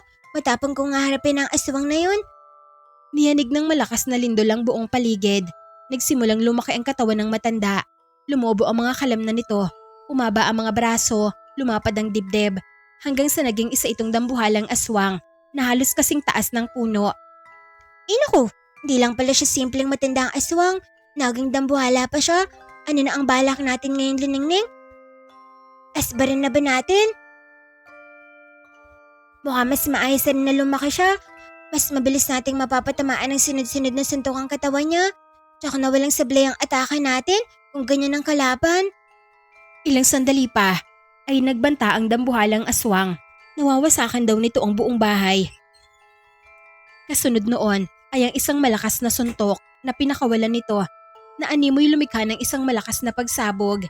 Nagkawatak-watak ang kalahati ng kanilang bahay. Napalipad ng aswang ang mga pawid, nabasag ang mga dingding. Napilitang tumalon palabas ang tatlo. Dahil doon, galit na sumugod si Aling Carmen. Lumayo ka sa mga bata! Wag na wag mo silang sasaktan! Mabilis siyang tumalon at sinugatan ng dambuhalang halimaw. Ngunit tila walang patama ang atake ni Aling Carmen sa halimaw. Sa isang hampas ng kamay ng halimaw, tumilapon si Carmen at bumangga siya sa isang puno. Inay! Aling Carmen? Napilitang humarap ang dalawang bata sa halimaw. Nagsalubong ang mga kilay ni Misay dahil sa kanyang nasaksihan. Mabuti na lamang dahil nakaligtas pa rin si Carmen sa panlakas na atake niyo ng nilalang. Subalit hindi nga lang siya kaagad na nakatayo. Muling nagbanta ang dambuhalang halimaw na isusunod niya na ang dalawang bata. Nagkatingin ng tuloy, sina Misay at Luningning. May plano ka ba, Liningning? Kung paano natin siya matatalo? Wala, bahala na to. Pareho tayo, wala rin akong plano eh. Bahala na to. Mabilis silang sumugod. Tumalon si Misay sa kaliwa. Si Luningning naman sa kanan. Sinubukan nilang guluhin ang dambuhalang nilalang. Maya-maya ay may naisip si Misay. Liningning, umakit ka sa likod niya. Ay tapos, tilahan mo ang buhok ng halimaw. Yun na ba ang plano mo? Oo, sige na, gawin mo na lang. Wala nang panahon para makapagtalo. Sumampas si Luningning sa likod ng halimaw. Pagkatapos ay mataas siyang tumalon. Hinila niya ang mahabang buhok ng halimaw. Nagmistulang Tarzan si Luningning na lumambitin sa mga buhok ng aswang. Ayan, epektibo nga. Nawawala siya sa balanse at butsyog ng katawan. Galit na galit ang halimaw dahil muntikan na nitong mabuwal. Muli itong sumugod. Mabilis namang umiwas ang dalawang bata. Subalit sa sobrang laki ng katawan ng nilalang, ay aksidente nitong nasipa ang isang malaking bato. Lumipad ang batong yon, diretso kay Misay. Agad na yumuko ang bata. Lumampas sa kanyang uluhan ang bato.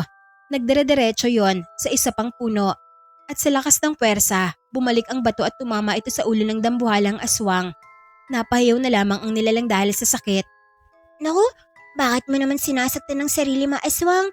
Kawawa ka naman, sarili mo na nga lang ang kakampi mo, kinakalaban mo pa. Wika ni Misay. Tuloy ay lalong nagalit ang nilalang. Ngunit kahit ano ang gawin ng nilalang, ay patuloy lamang itong napapahiya. Minsan ay natatapakan nito ang sariling paa. Minsan ay bumabangga sa mga puno. Minsan ay nahuhulog sa mga hukay. Subalit kahit ganoon, ay napakalakas pa rin nito. Sa huli ay nagawa nitong hampasin ng lupa. Tumilapon sina Misay at Luningning sa magkabilang direksyon. Napasama ang pagkakabagsak ni Luningning. Gumulong ito sa matatarik na bato. Aray ko, ang bako, sobrang sakit. Ilang beses na sinubukang tumayo ni Luningning. Subalit kagaya ni Aling Carmen, ay hindi rin ito kaagad na nakatayo. Luningning, huwag ka mag-alala. Ako na ang bala sa halimaw na to. Patutinayan ko sa kanya na wala sa laki ang tunay na lakas ng isang individual. Unti-unting lumapit ang halimaw. Si Misay na lamang ang nanatiling nakatayo sa kanilang pangkat. Siya na lamang ang natitirang alas laban sa halimaw. Tahimik na pinunasan ng bata ang dugo sa gilid ng kanyang labi. Ang laki-laki mo na, pero makulit ka pa rin. Akala mo yata'y magagawa mo kaming talunin. Basta nagkakamali ka. Dahil para sa akin, isang hamak na hutang lupa ka lang. Sumugod ang halimaw, ngunit sa pagkakataon na yon ay tila ba may nagbago. May kakaibang katahimik ang bumalot kay Misay. Hindi siya nagmadali. Kalmado lamang siya at hindi kakakitaan ng anumang takot o bagabag. Parang may kung anong gumagabay sa kanyang katawan. Naramdaman niya ang ihip ng hangin, ang paggalaw ng mga dahon, at ang bawat tunog sa paligid. Kahit ang hininga ng halimaw ay naririnig niya rin. At sa unang pagkakataon na hindi niya nilabanan ang galaw ng kalaban, bagkos ay sumasabay siya rito. Tama, kung sasalubungin ko ang atake niya, hindi ko kakayanin dahil lubha siyang mabigat. Mabilis na maubos ang lakas ko. Kailangan ko masabayan at ilagan siya. Humusay sa pakikipaglaban si Misay. Parang tubig na dumadaloy sa ilog. Kapag may bato, hindi ito bumabangga. Lumilihis lamang at patuloy na umaagos. Muling sumuntok ang dambuhalang aswang, ngunit nailagan ito ni Misay. Mabilis siyang nakapunta sa may gilid.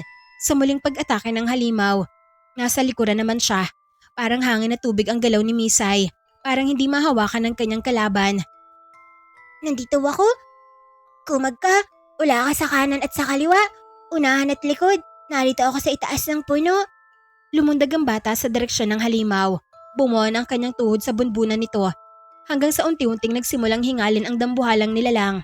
Habang si Misay ay patuloy lamang naggumagalaw. Mahinahon man, subalit mabilis at eksakto. Hanggang sa makita niya ang pagkakataong hinihintay.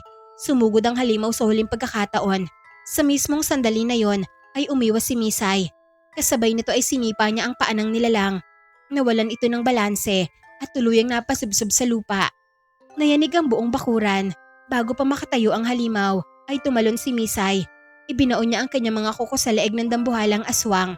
Kinagat niya rin ang tenga nito gamit ang matutulis niyang pangil. Muling nagliwanag ang mga mata ng bata at sa isang malakas na hatak, napunit niya ang leeg ng halimaw. Tumigil ang lahat sa paghinga dahil sa gulat. Namayani ang katahimikan hanggang sa unti-unting bumagsak ang dambuhalang katawan ng nilalang. Hindi na ito muling nakabangon pa, kaya naman ay nakahinga ng maluwag sina Aling Carmen at Luningning. Lalo pa, nang makumpirma nila, napatay na nga ang halimaw. Napatulala sina Aling Carmen at Luningning, hindi sila makapaniwala sa kanilang nasaksihan. Habang si Misay naman ay naroong nakatayo sa ibabaw ng bangkay ng aswang, lumulundag-lundag pa na animoy nasa kama ng mayayaman. At sa kauna-unahang pagkakataon, napaisip si Carmen kung hanggang saan pa ba talaga ang maaaring marating ng kapangyarihan ng kanyang anak. Dahil habang lumalakas si Misay, ay lalo ring nagiging malinaw na hindi siya karaniwan na batang aswang. Grabe, ang asin ng pinakita mo, Misay. Ang tapang-tapang mo talaga. Natalo mo ng mag-isa ang halimaw na yun.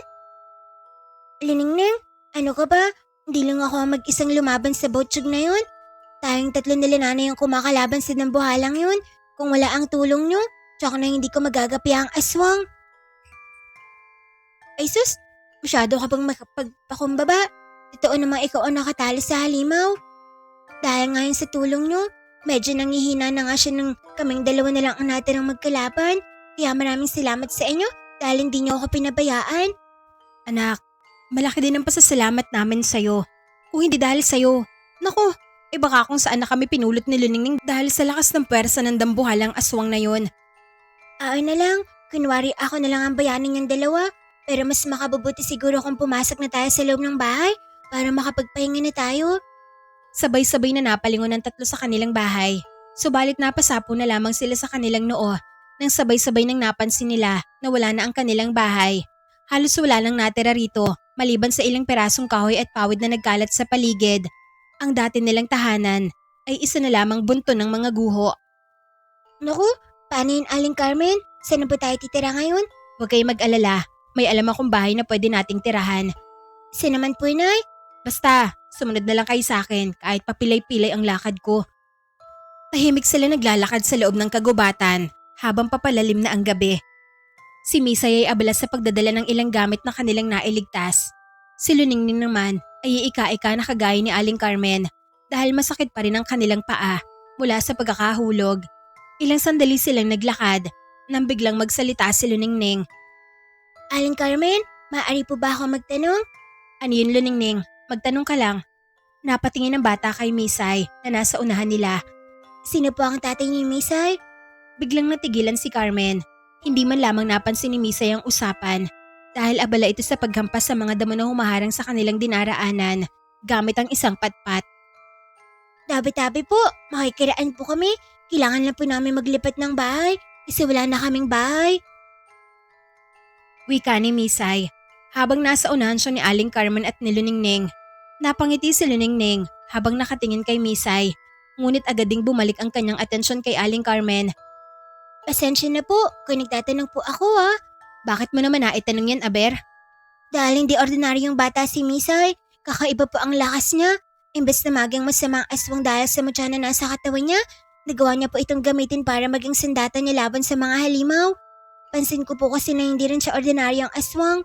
Nakakita na ako ng maraming nilalang sa aming kaharian, mga engkanto, diwata, higante, tikpalang, maging mga aswang, pero iba si Misay.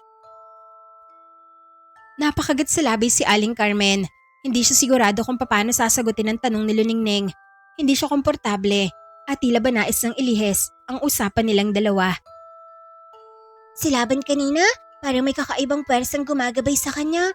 Hindi siya basta lumalaban gamit ang lakas lamang. Natahimik si Aling Carmen. Nakinig na lamang siya sa mga sinasabi ni Luningning. Kaya naisip ko, sino po ba talaga ang kanyang ama? Kasi ikaw, isang ordinaryong tao ka lang na walang kakaibang kakayahan. Kung may naman si Misay sa iyo, yun ang pagiging mabuting tao. Ilang saglit na walang sumagot. Tanging huni ng mga ibon at kaluskos ng mga dahon ang maririnig. Pagkatapos ay marahan ng umiti si Aling Carmen. Ang dami mo talagang napapansin. Pasensya na po. Hindi mo na kailangang humingi ng tawad. Sa ngayon, mas mahalaga yung isa nating problema. Huwag mo nang isipan yan. Tsaka ako na lang sasabihin sa'yo. Sa ngayon, hindi naligtas ang manatili sa lugar na to. Kailangan marating kaagad natin ang bahay na tinutukoy ko na pwede nating tirahan. Kailangan nating magpahinga. Baka hindi na natin kayanin pa kapag may nakaengkwentro na naman tayong mga aswang. Napatingin si Luningning sa likuran. Sa malayo ay natatanaw pa rin nila ang usok na mula sa kanilang nasirang bahay. Sayang naman ang dati niyong bahay. Marami pa naman tayong nabuong alaala ron. Alam na ng mga aswang kung saan tayo nakatira. At sa paligid ko, mas marami pa ang darating kung hindi tayo umalis ron. Sige na Luningning, magpatuloy ka na sa paglalakad. Huwag ka nang lumingon pa. Huwag ka na rin mag-isipan ng mga tanong na gusto mong magbigyan ng kasagutan. Hindi na muling ibinalik ng bata ang usapan patungkol sa ama ni Misay. Ngunit hindi nawala sa isip niya ang tanong. Samantala, may ibang bagay namang iniisip si Carmen. Inang lugar na matagal na niyang hindi binibisita. Isang lugar na kaugnay ng araw na nagsimulang magbago ang kanyang buhay. Inay, mukhang wala namang bahay rito. Malayo pa po ba yun? Saan ba kasi tayo pupunta? Oo nga naman po Aling Carmen, Ang sakit na lalo ng mga paa ko. Baka pwede mo na tayo magpahinga. Sige na nga, magpahinga na muna tayo. Malayo na rin naman tayo sa nasira nating bahay. Habang nagpapahinga sila sa ilalim ng isang malaking puno, ibinahagi ni Aling Carmen ang kanyang plano. May pagkain ba roon, Nay? Hindi pagkain ang pinag-uusapan natin dito, Misay. Sayang naman po, gutom pa naman po ako. Ang bahay na pupuntahan natin ay ang bahay ng matandang nagbigay sa akin ng mutya noon. Bigla naman na naging interesado si Luningning. Medyo pamilyar sa kanya ang kwento, pero may ibang hindi tumutugma. Baka sa mukha niya ang pananabik na marating ang bahay ng matandang na nagbigay kay Aling Carmen noon ng mutya ng pagiging aswang. Buhay pa kaya ang matandang inay? Hindi ko alam, wala na akong pakialam sa matandang yon. Ang sa akin lang naman, baka pwede nating tira ng bahay niya dahil total, matagal niya na rin nilisan yon. Hindi na nag-aksaya pa ng oras ang tatlo. Ipinagpatuloy nila ang kanilang paglalakbay. Dumaan sila sa makakapal na bahagi ng kagubatan, tumawid sa mga sapa, umakyat sa mga matatarik na burol, hanggang sa marating nila ang isang lugar na halos nilamon na ng mga baging at damo. Sa gitna nito ay nakatayo ang isang lumang bahay. Salamat naman dahil sa wakas ay narating din natin ang bahay na to. Aba, buo pa ang bahay, Nay. Konting linis lang, magmumukha na ulit ang bahay ng tao. Akala ko, gumuho na. Mabuti at matatag pa rin ang bahay na ito, Aling Carmen. Bagaman luma na ang bahay, matibay pa rin naman ito. May ilang sirang bahagi lang, ngunit maaari pa itong ayusin. Mas malaki din ito kaysa sa dati nating tahanan. Mabilis silang nagsimulang maglinis. Nagwalis ng alikabok, nag-ayos ng mga kagamitan, at nagtabas ng mga damo sa paligid. Makalipas ang ilang araw ay muli silang nagkaroon ng matitirahan. At sa kauna-unahang pagkakataon, matapos ang mahabang panahon, nakaranas sila ng isang gabing payapa. Hindi na madalas magpakita ang mga aswang. Hindi na rin sila palaging sinusubaybayan. Parang iniiwasan ng mga halimaw ang lugar na yon. Ngunit isang gabi, habang mahimbing nang matutulog ang tatlo, nagising si Misay. Mabilis siyang napabangon. Gumising po kayo, Nay. Agad ding nagmulat ng mga mata si Aling Carmen. May nararamdaman ka na naman bang kakaiba, anak? Tumango si Misay. Samantala, dahan-dahan ding bumangon si Luningning. Bakit parang may kakaiba sa paligid? Nararamdaman ko rin kung ano ang nararamdaman ni Misay. Biglang umihip ang malamig na hangin. Kasabay noon ay nagsimulang magliwanag ang kagubatan. Daan-daang alitaptap ang lumitaw mula sa kadiliman. Unti-unti nila na pinalibutan ang buong bahay. Dito mukhang pagbisita ng mga aswang. Ibang presensya na nararamdaman ko sa paligid. Mas magaan kumpara sa mga aswang. Nararamdaman ko rin, Misay. Sa palagay ko, kakampi natin ang parating. Baka may gusto na magligtas at tumulong sa atin laban sa mga masasamang mga aswang. Hindi na sila nag-alinlangang lumabas ng bahay. Nakaramdam kasi sila ng kapanatagan. Pagdating nila sa bakuran, nakita nilang isang matandang babae na nakatayo sa gitna ng mga alitaptap. Mahaba ang puti nitong buhok. Matingkad ang berde nitong mga mata. May hawak itong tungkod na yari sa gintong kahoy. At sa likuran nito ay nakatayo ang 4 na engkantong mandirigma. Lola Amari, anong ginagawa mo rito? Nanlaki ang mga mata ni Misay. Matapos nitong marinig si Luningning na tinawag na lola ang isang misteryosong matanda. Sa kabilang banda, mabilis na lumapit ang matanda kay Luningning. Mahigpit niya itong niyakap. Apo, salamat sa kalikasan. Natagpuan ka rin namin. Naluha si Luningning dahil sa tuwa. Hindi niya inaasahan ang biglaang pagdating ng kanyang lola. Akala ko, hindi na ninyo ako mahahanap. Ilang linggo ka naming hinanaap. Lahat ng mga pantas at hiwaga ng mga engkantada ay ginamit na namin hanggang sa itinuro sa amin ang lugar na to. Ngunit nang mapatingin ng matanda kay na Aling Carmen at Misay, ay biglang nagbago ang ekspresyon nito. Nawala ang saya sa mukha niya, napalitan niya ng galit. Sino ang mga yan na po? Nararamdaman ko na. Isang aswang ang batang yan. Lumayo ka sa kanila po. Biglang kumunot ang noo ni Misay. Hindi niya inaasahan na gano'n ang magiging reaksyon ng matanda sa kanilang mag-ina. Aba, wala man lang bang magandang gabi dyan? Tumahimik ka, halimaw. Ang mga tulad mong aswang ay hindi na dapat pang bigyan ng maayos sa pagbati. Hoy, tanda, magdahan-dahan ka nga sa pananalita mo. Hindi halimaw ang anak ko. Agad na napahakbang si Luningning sa harapan ng mag-ina. Dumi pa siya upang pumagitan sa pagtatalo ng dalawang panig. Lola, wag po, mababait pa sila. Lumayo ka sa kanila Lalo na sa batang aswang na yan. Masama ang mga aswang. Hindi nila ako sinaktan, Lola. Ang tutuusin, sila po ang tumulong sa akin. Hindi mo sila kilala ng lubos. Pag-iingat ka sa mga sinasabi mo, Luneng Neng. Kaya ang hindi nakakakilala sa kanila, Lola. Kilala ko po sila. Ilang linggo ko na rin po silang nakasama. Hindi nila ako pinabayaan. Silang naging katuwan ko laban sa mga masasamang aswang. Iniligtas sila ako, Lola. Si Misay po ang tumulong sa akin para takasin ng mga aswang na bumiyag sa akin noon. Nagtaka ang matanda. Hindi nito kayang paniwalaan ang mga sinasabi ng kanyang apo. Nilililang ka lamang nila Ginagawa nila ang mga yan dahil gusto nilang kunin ang kapangyarihang taglay mo. Hindi naman kailangan nilangin ang bata. Hindi kami ganon. At isa pa, may sarili kaming kakayahan at wala kaming sapat na kaalaman patungkol sa pag-aangkin ng kapangyarihan dahil hindi kami mga gahaman. Manahimik ka, babae ka. Nakapagtataka lang kung paano ka nagkaroon ng anak na aswang. Kayong isa ka lang namang simple at mahinang taong babae. Biglang tumalim ang tingin ng matanda. Pinagmasdan nito mula ulo hanggang paa si Carmen. Baka sa ekspresyon ng mukha nito na nahihiwagaan ito sa mag-ina. Gayunpaman, nanaig pa rin ng galit ng matanda sa mga aswang. Ang lahi ng mga aswang ang sumira sa aming pamilya. Ang sumira sa balanse ng aming kaharian. Dahil sa mga aswang, nawalan kami ng isa pang apo. Masasama kayong lahat. Hindi po lahat ng aswang ay pare-pareho. Kahit ano pa ang sabihin mo, bata ka, pare-pareho lang kayong mga halimaw. Ay, tanda. Ang kapal naman yata ng mukha mong mangus ka. Nakakailan ka na sa akin. Ilang beses mo na akong tinawag na halimaw. Misay, pagpasensyaan mo na siya. Kahit ay kanto pa yan, matanda pa rin naman na kailangang igalang. Totoo naman po kasi, Nay.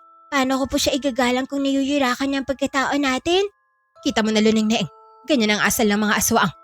At ganyan din ang asil ng mga matatandang palaaway. Halos manginig sa galit ang matandang engkanto. Sa naging tugon ni Misay, bigla niyang itinaas ang kanyang tungkod. Kasabay noon ay nagsimulang gumalaw ang mga ugat ng mga puno sa paligid. Parang mga ahas na mabilis na gumapang patungo kina Misay at Aling Carmen. Lola, tama na po. Itigil niyo na po ang pagtatalo niyo. Pasensya ka na, Luneng Neng, pero hindi ko siya pwedeng atrasan dahil siya lang ang nagsimula ng gulo. Mabilis na tumalon si Misay. Matapos niyang mapansin ang paghataw ng isang ugat patungo sa kanyang direksyon, nabasag ang lupa sa tindi ng kapangyarihan ng matanda. Ang lakas din pala ng matandang to. Di nakakapagtaka kung bakit mahusay si Luneng Neng sa pakikitigma. Kasabay noon ay sumugod ang 4 na engkantong mandarigma.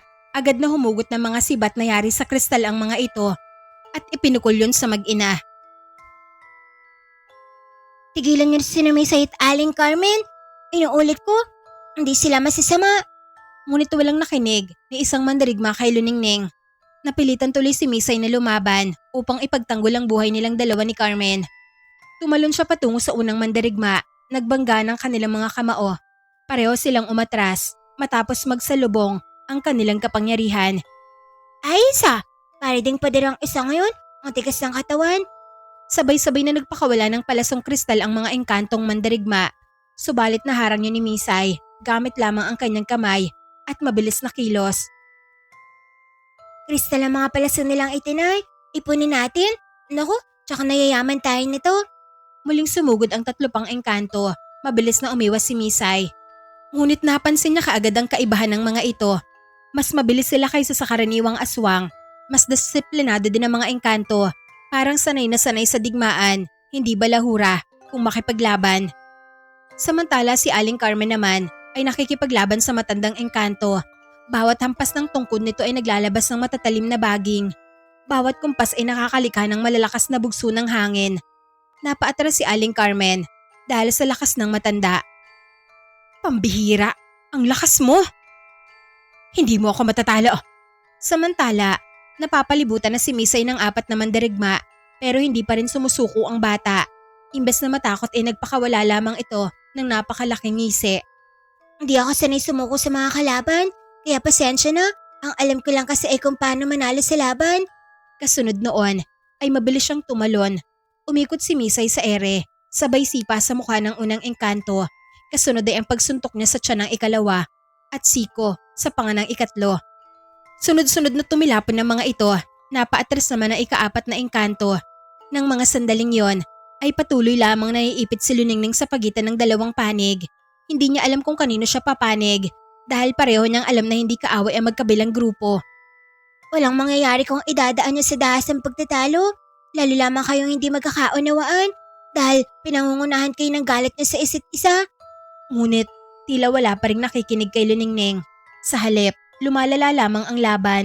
Lalo na noong makita ni Misay na tinututukan ng matandang engkanto ng tungkod si Aling Carmen. Nagliyab ang mga mata ni Misay, lumabas ang kanyang mga pangil. Mas lalo pang bumilis ang kanyang galaw, maging ang matandang engkanto ay napatingin sa kanya. Paano nangyari yan? Saan galing ang kapangyarihan niya? Hindi ganyan ang ordinaryong aswang. Napakunot ang noo ng matanda. Subalit si Misay ay patuloy lamang na muling sumugod. Pinuntirya ni Misay ang matanda dahil tuluyan na niyang napataob ang 4 na mandirigmang kasama nun. Nagtagpo ang tungkod ng matanda at mga kuko ng bata. Niyanig ng pagsabog ng enerhiya ang buong kagubatan. Nagliparan ng mga dahon, nabali ang ilang puno at doon ay nakita ng matandang engkanto ang isang bagay.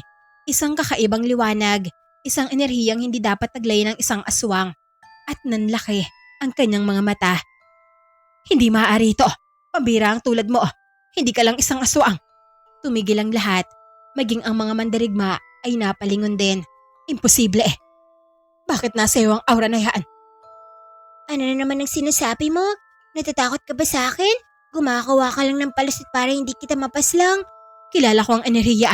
Nataglay mong bata ka. Nanginginig ang kamay ng matanda habang nakaturo kay Misay. Nanlamig ang buong paligid. Biglang bumilis ang tibok ng puso ni Luningning. Batid niyang mahusay pagdating sa pagkilatis ng kapangyarihan ang matandang engkanto. Hindi ako maaaring magkamali. Ang aura na yan. Aura yan ng dugo ng aming angkaan. Tanging ang asawa ko lang may kakayahang gawin yon. Natigilan ang lahat. Lalo't higit si Aling Carmen. Sa hindi niya matukoy na dahilan ay bigla siyang kinabahan sa mga susunod na sasabihin ng matandang engkanto. Hindi maaari ito. Huwag mong sabihing may kaugnayan ka sa nawawala naming apo. Malaki ang posibilidad na ikaw ang nawawalang kakambal ni Luningning. Manahimik ka tanda. Hindi engkanto ang anak ko. Lumayas na kayo. Baka kung ano pang magawa ko sa inyo. Sige na po, Lola. Ako nang bahala rito sa kanila. Umalis na po muna kayo. Tsaka na lang po ako sasama sa inyo. Masyado pong malaking kasalanan niyo sa mga kaibigan ko. Hindi ko sila pwedeng iwanan ng basta na lang. Sinabi ko naman po kasi sa inyo na mababait sila. Malakas ang kapangyarihan nila kumpara sa akin. Kaya hindi nila magagawang mang-agaw ng kapangyarihan. Nahimasmasa naman ang matanda. Agad nitong sinunod ang sinabi ni Luningning. Naglaho ang mga ito sa ere at bumalik sa kapayapaan ang buong paligid. Aling Carmen? Misay, ako na po ang humihingi ng kapatawaran sa ginawa ni Lola Amari ko. Gusto niya lang talagang ipagtanggol ako sa mga aswang dahil ang kakambal ko noon ay kinuha ng isang aswang. Bakit daw kinuha ng aswang ang kapatid mo? Ayon po sa hula ng mga pantas at sa tinutukoy ng mga mahika, ang aswang na yun ay may kasunduan sa isang tao. Nais daw ng aswang na bumalik sa dati nitong anyo. Ang maging normal na tao. Subalit magagawa niya lang yun kapag pinasa niya ang mutya ng pagiging aswang niya sa taong nakausap niya. Pero humingi ng kapalit ng tao na yun. Ano raw ang kapalit na hiningi ng taong yon? Anak, gustong gusto raw ng taong yun na magkaroon ng anak dahil namatay ang asawa nito nang hindi man lang sila nabiyayaan ng anak. At ayaw nang umibig ng babae sa iba pa. Kaya kahit maging aswang siya, ay tatanggapin nito basta ang kapalit ay ang mabiyayaan siya ng anak. Kaya naman gumawa ng paraan ng aswang. Kinuha niya ang kakambal ko sa mundo ng mga engkanto. Hanggang ngayon, hindi pa rin naman siya matagpuan. Natulala na lamang si Carmen. Nakukutuban niya kasi na may kaugnayan ng kwento ni Luningning sa naging karanasan niya bago pumapunta sa kanya si Misay. Nanay, ayos lang po ba kayo? Ang Aling Carmen, may masama po ba akong nasabi? Wala, ayos lang ako. Napagod lang siguro ang katawan ko. Ang mabuti pa, pumunta na lamang tayo sa loob. Magpahinga na tayo. Masyado nang pagod ang utak at katawan ko dahil sa rami ng mga nangyayari. Kinaumagahan. Maagang nagising si Aling Carmen. Hindi pa man sumisikat ng tuluyan ng araw, ay tahimik na siyang umalis ng bahay habang mahimbing pang natutulog ang dalawang bata. Mabigat ang kanyang dibdib habang tinatahak ang makitid na daan sa kagubatan. Paulit-ulit na bumabalik sa kanyang isip ang mga sinabi ng matandang engkanto noong nakaraang gabi. Maging ang kwentong ibinahagi ng batang si Luningning. Hindi siya mapakali. Kailangan niyang malaman ng katotohanan. Makalipas ang ilang oras ay narating niyang isang lumang kubo sa gilid ng gubat. Dito nakatira ang matandang babae na nag-abot sa kanya ng sanggol. Maraming taon na ang nakalilipas. Pagdating niya roon ay narat na niya ang matanda na nakaupo sa harap ng bahay nito. Alam kong darating ka. Huwag mo nang pagligoy-liguyin pa ang usapan. Sabihin mo sa akin ang totoo. Pasensya ka na, Carmen. Totoo ba ang sinabi nila? Anak ba ng engkanto si Misay? Hindi ka agad sumagot ang matanda. Napapikit muna ito bago marahan na tumango. Oo. Parang gumuho ang buong mundo ni Aling Carmen dahil sa kanyang narinig. Ang sanggol na ibinigay ko sa iyo noon ay isa sang kambal na anak ng mga engkanto. Bakit mo ginawa yun? Dahil nangako ako sa iyo, ayaw kong mabigo ka sa pagkakaroon ng anak. At isa pa, kung hindi ko dala ang batang yon, tsak na hindi ka rin papayag na ipasa ang mutya ng pagiging aswang. Baka hanggang ngayon, aswang pa rin ako. At ikaw, mag-isa ka pa rin sa buhay. Walang asawa at wala ring anak. Napapailing na lamang si Carmen. Hindi siya makapaniwala dahil sa mga nangyari. Naging bulag siya sa katotohanan na ang pagkakaroon niya pala ng anak ay ang simula din ng bangungot na dinaranas ng ibang pamilya. Kaya pala nang makita ko si Misay noon ay para bang pinadala siya sa akin ng langit. Kaya pala parang nababalutan siya ng hiwaga. Hindi ko sinabi ang katotohanan dahil alam kong mamahalin mo siya bilang tunay mong anak. Kasi kung sinabi kong anak ng engkanto ang bata, panigurado na hindi mo yung tatanggapin. Pero kahit na, wala kang karapatang pagdesisyonan yun para sa akin. Mali pa rin ang ginawa mo. Pati tuloy ako nadadamay na. Napamahal na sa akin si Misay. Ano na lang ang gagawin ko kapag kinuha siya sa akin ng tunay niyang pamilya? Ikakamatay ko. Kapag nawala siya sa akin. Alam ko, kaya humihingi ako ng tawad sa iyo. Ngunit wala nang nais pang marinig si Aling Carmen. Tumalikod siya sa matanda at naglakad na papalayo. Carmen, pasensya ka na. Patawarin mo na ako. Ngunit hindi na siya lumingon pa. Patuloy lamang siyang naglakad habang unti-unting lumalabo ang kanyang paningin dahil sa mga luha. Pagdating niya sa isang bahagi ng kagubatan, ay huminto siya sa ilalim ng malaking puno at napaupo siya sa isang ugat. Hindi ko na alam ang gagawin ko. Kung sasabihin ko kay Misay ang katotohanan, paano kung piliin niyang sumama sa mga engkanto? Paano kung iwan niya ako? Paano kung muli na naman akong maiwan na mag-isa? Napahawak si Carmen sa kanyang dibdib. Sa kabila ng lahat, si Misay ang naging dahilan kung bakit muling nagkaroon ng kulay ang kanyang buhay. Bigla siyang napatayo nang may marinig na kaluskos sa kanyang paligid. Agad niyang hinugot ang kanyang itak at pinunasan ang kanyang mga luha. Sino yan? May tao ba dyan? Mabilis nang inilibot ang tingin, ngunit nagulat siya ng dalawang pamilyar na mukha ang lumabas mula sa likod ng mga puno. Si Misay at si Luningning yun. Nanay, ibaba niyo na po ang itak. Kami lang po ito, Aling Carmen. Bakit kayo nandito? Kanina pa ba kayo nandito? Narinig niyo ba ang mga sinabi ko? Nagkatingin na ng dalawang bata pagkatapos ay ngumiti si Misay. Apoy Nay, simula ng pag-alis mo kanina, sinundan ka na namin at alam na rin po namin ang totoo. Ano? Anong totoo ang sinasabi mo, anak? Aling Carmen, narinig po namin ang pag-uusap niyo ng matandang babae. Biglang namutla si Carmen. Para bang gusto niyang kausapin si Misay pero hindi niya maituloy ang sasabihin. Tila natuyuan siya ng mga salita sa kanyang bibig. Napangunahan siya ng takot. Natatakot siya sa magiging sagot ng kanyang anak. Ngunit sa halip na galit ay isang mainit na ngiti ang nakita niya mula sa mga labi ni Misay. Nanay, wala na po kayong dapat na ipag-alala. Hindi ka ba galit, anak? Bakit naman po ako magagalit? Napaluha si Carmen. Naramdaman niya ang pagmamahal ng bata sa kanya. Biktima lang din naman kayo ng pangloloko. Di niyo naman alam ang totoo. Pero tinago ko sa iyo ang lahat. Nagsinungaling ka agad ako sa iyo nung una pa lang patungkol sa tunay mong pagkatao. Hindi ko sinabi sa iyo na hindi talaga kita tunay na anak. Dahil mahal niyo po ako, kaya ganun po ang ginawa mo. Tuluyan ang bumagsak ang mga luha ni Aling Carmen.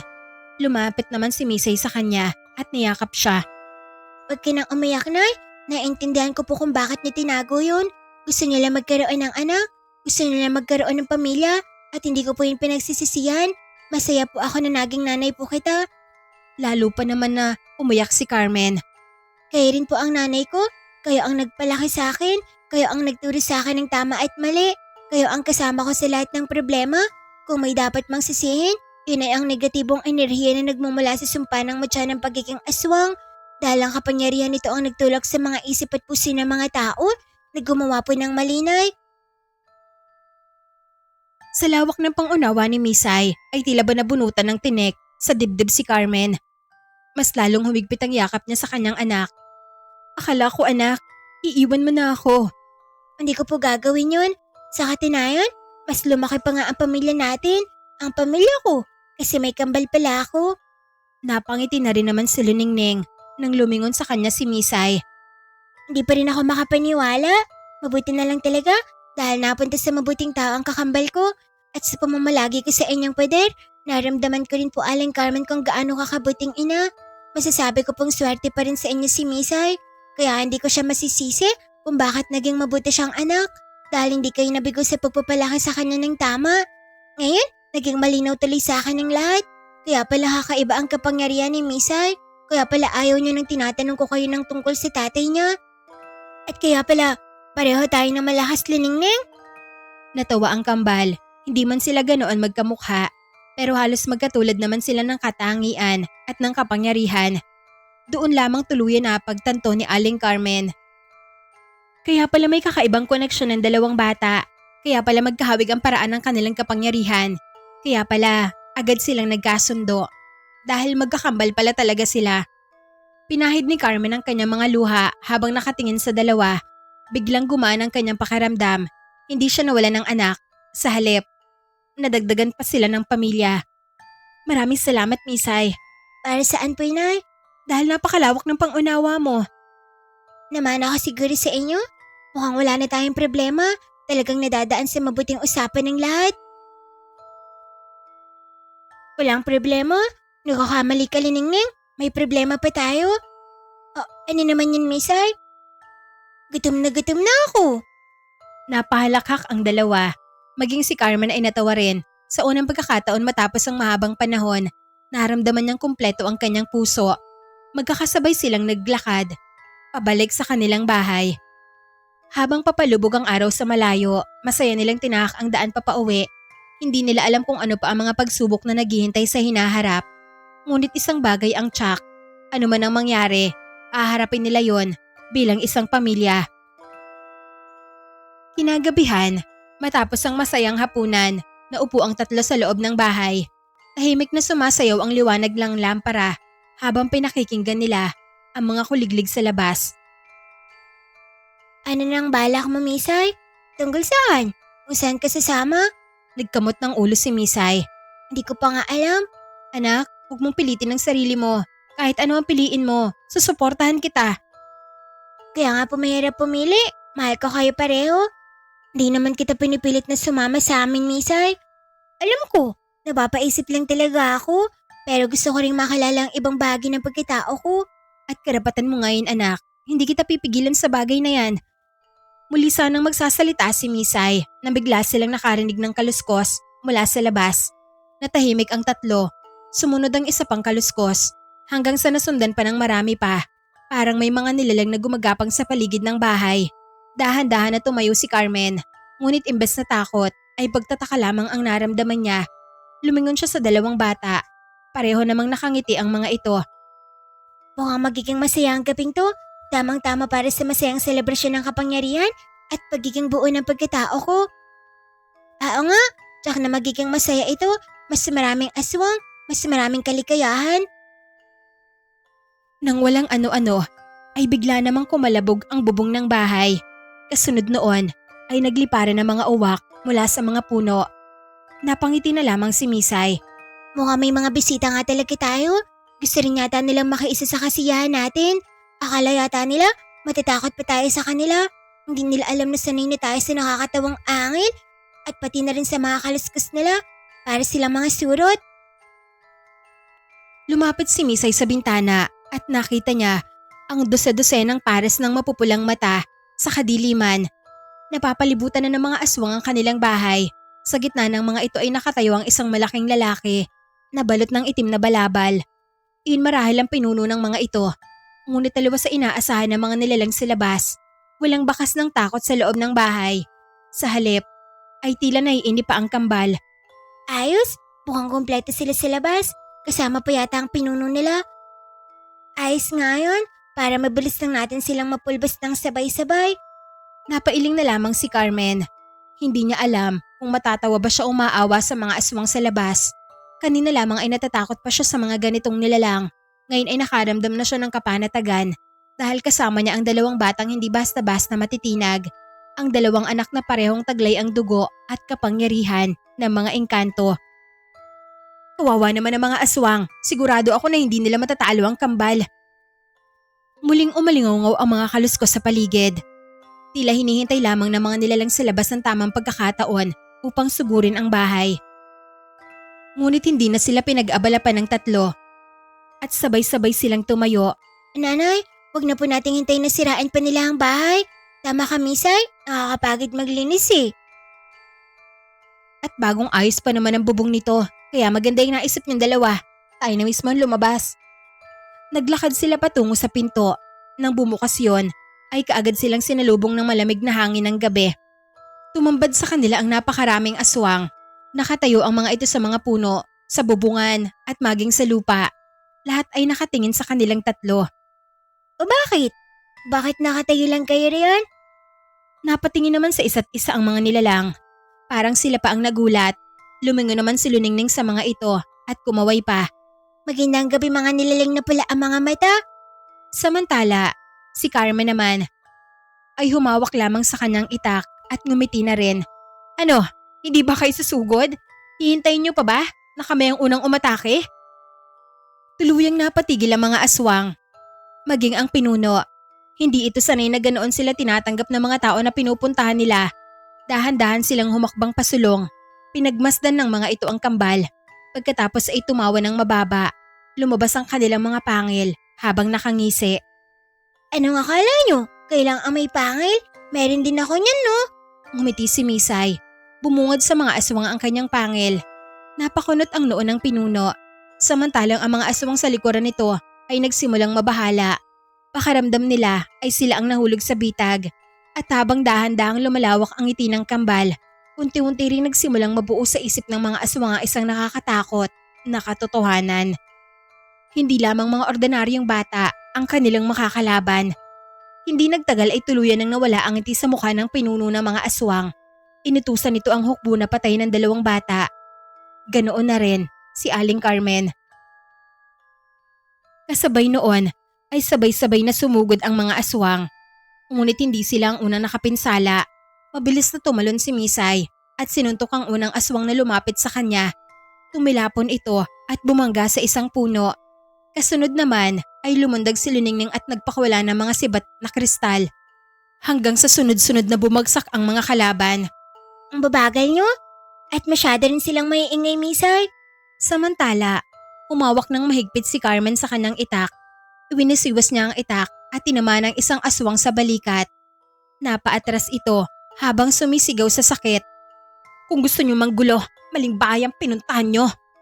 Nagpatuloy ang labanan. Bawat suntok ni Misay ay nagpapabagsak ng kalaban. Bawat mahika naman ni Luningning ay nagpapaurong sa mga aswang. Kahit si Carmen ay hindi nagpahuli at buong tapang ay pinagtanggol ang kanyang pamilya. Hindi nagtagal ay nagkalat na sa paligid ang mga sugatan at natalong aswang. Ngunit nanatiling nakatayo ang pinuno. Mas malaki ito kaysa sa iba. Mas mabagsik at mas malakas. Mabilis itong sumugod kina Misay at Luningning. Nagbangga ng kanilang mga kapangyarihan. Niyanig ng pagsabog ng enerhiya ang buong paligid. Napaatras ang kambal dahil sa hindi nila inaasahan. Nalakas na taglay ng pinuno. Malakas siya, Luningning? Tama ka, Misay.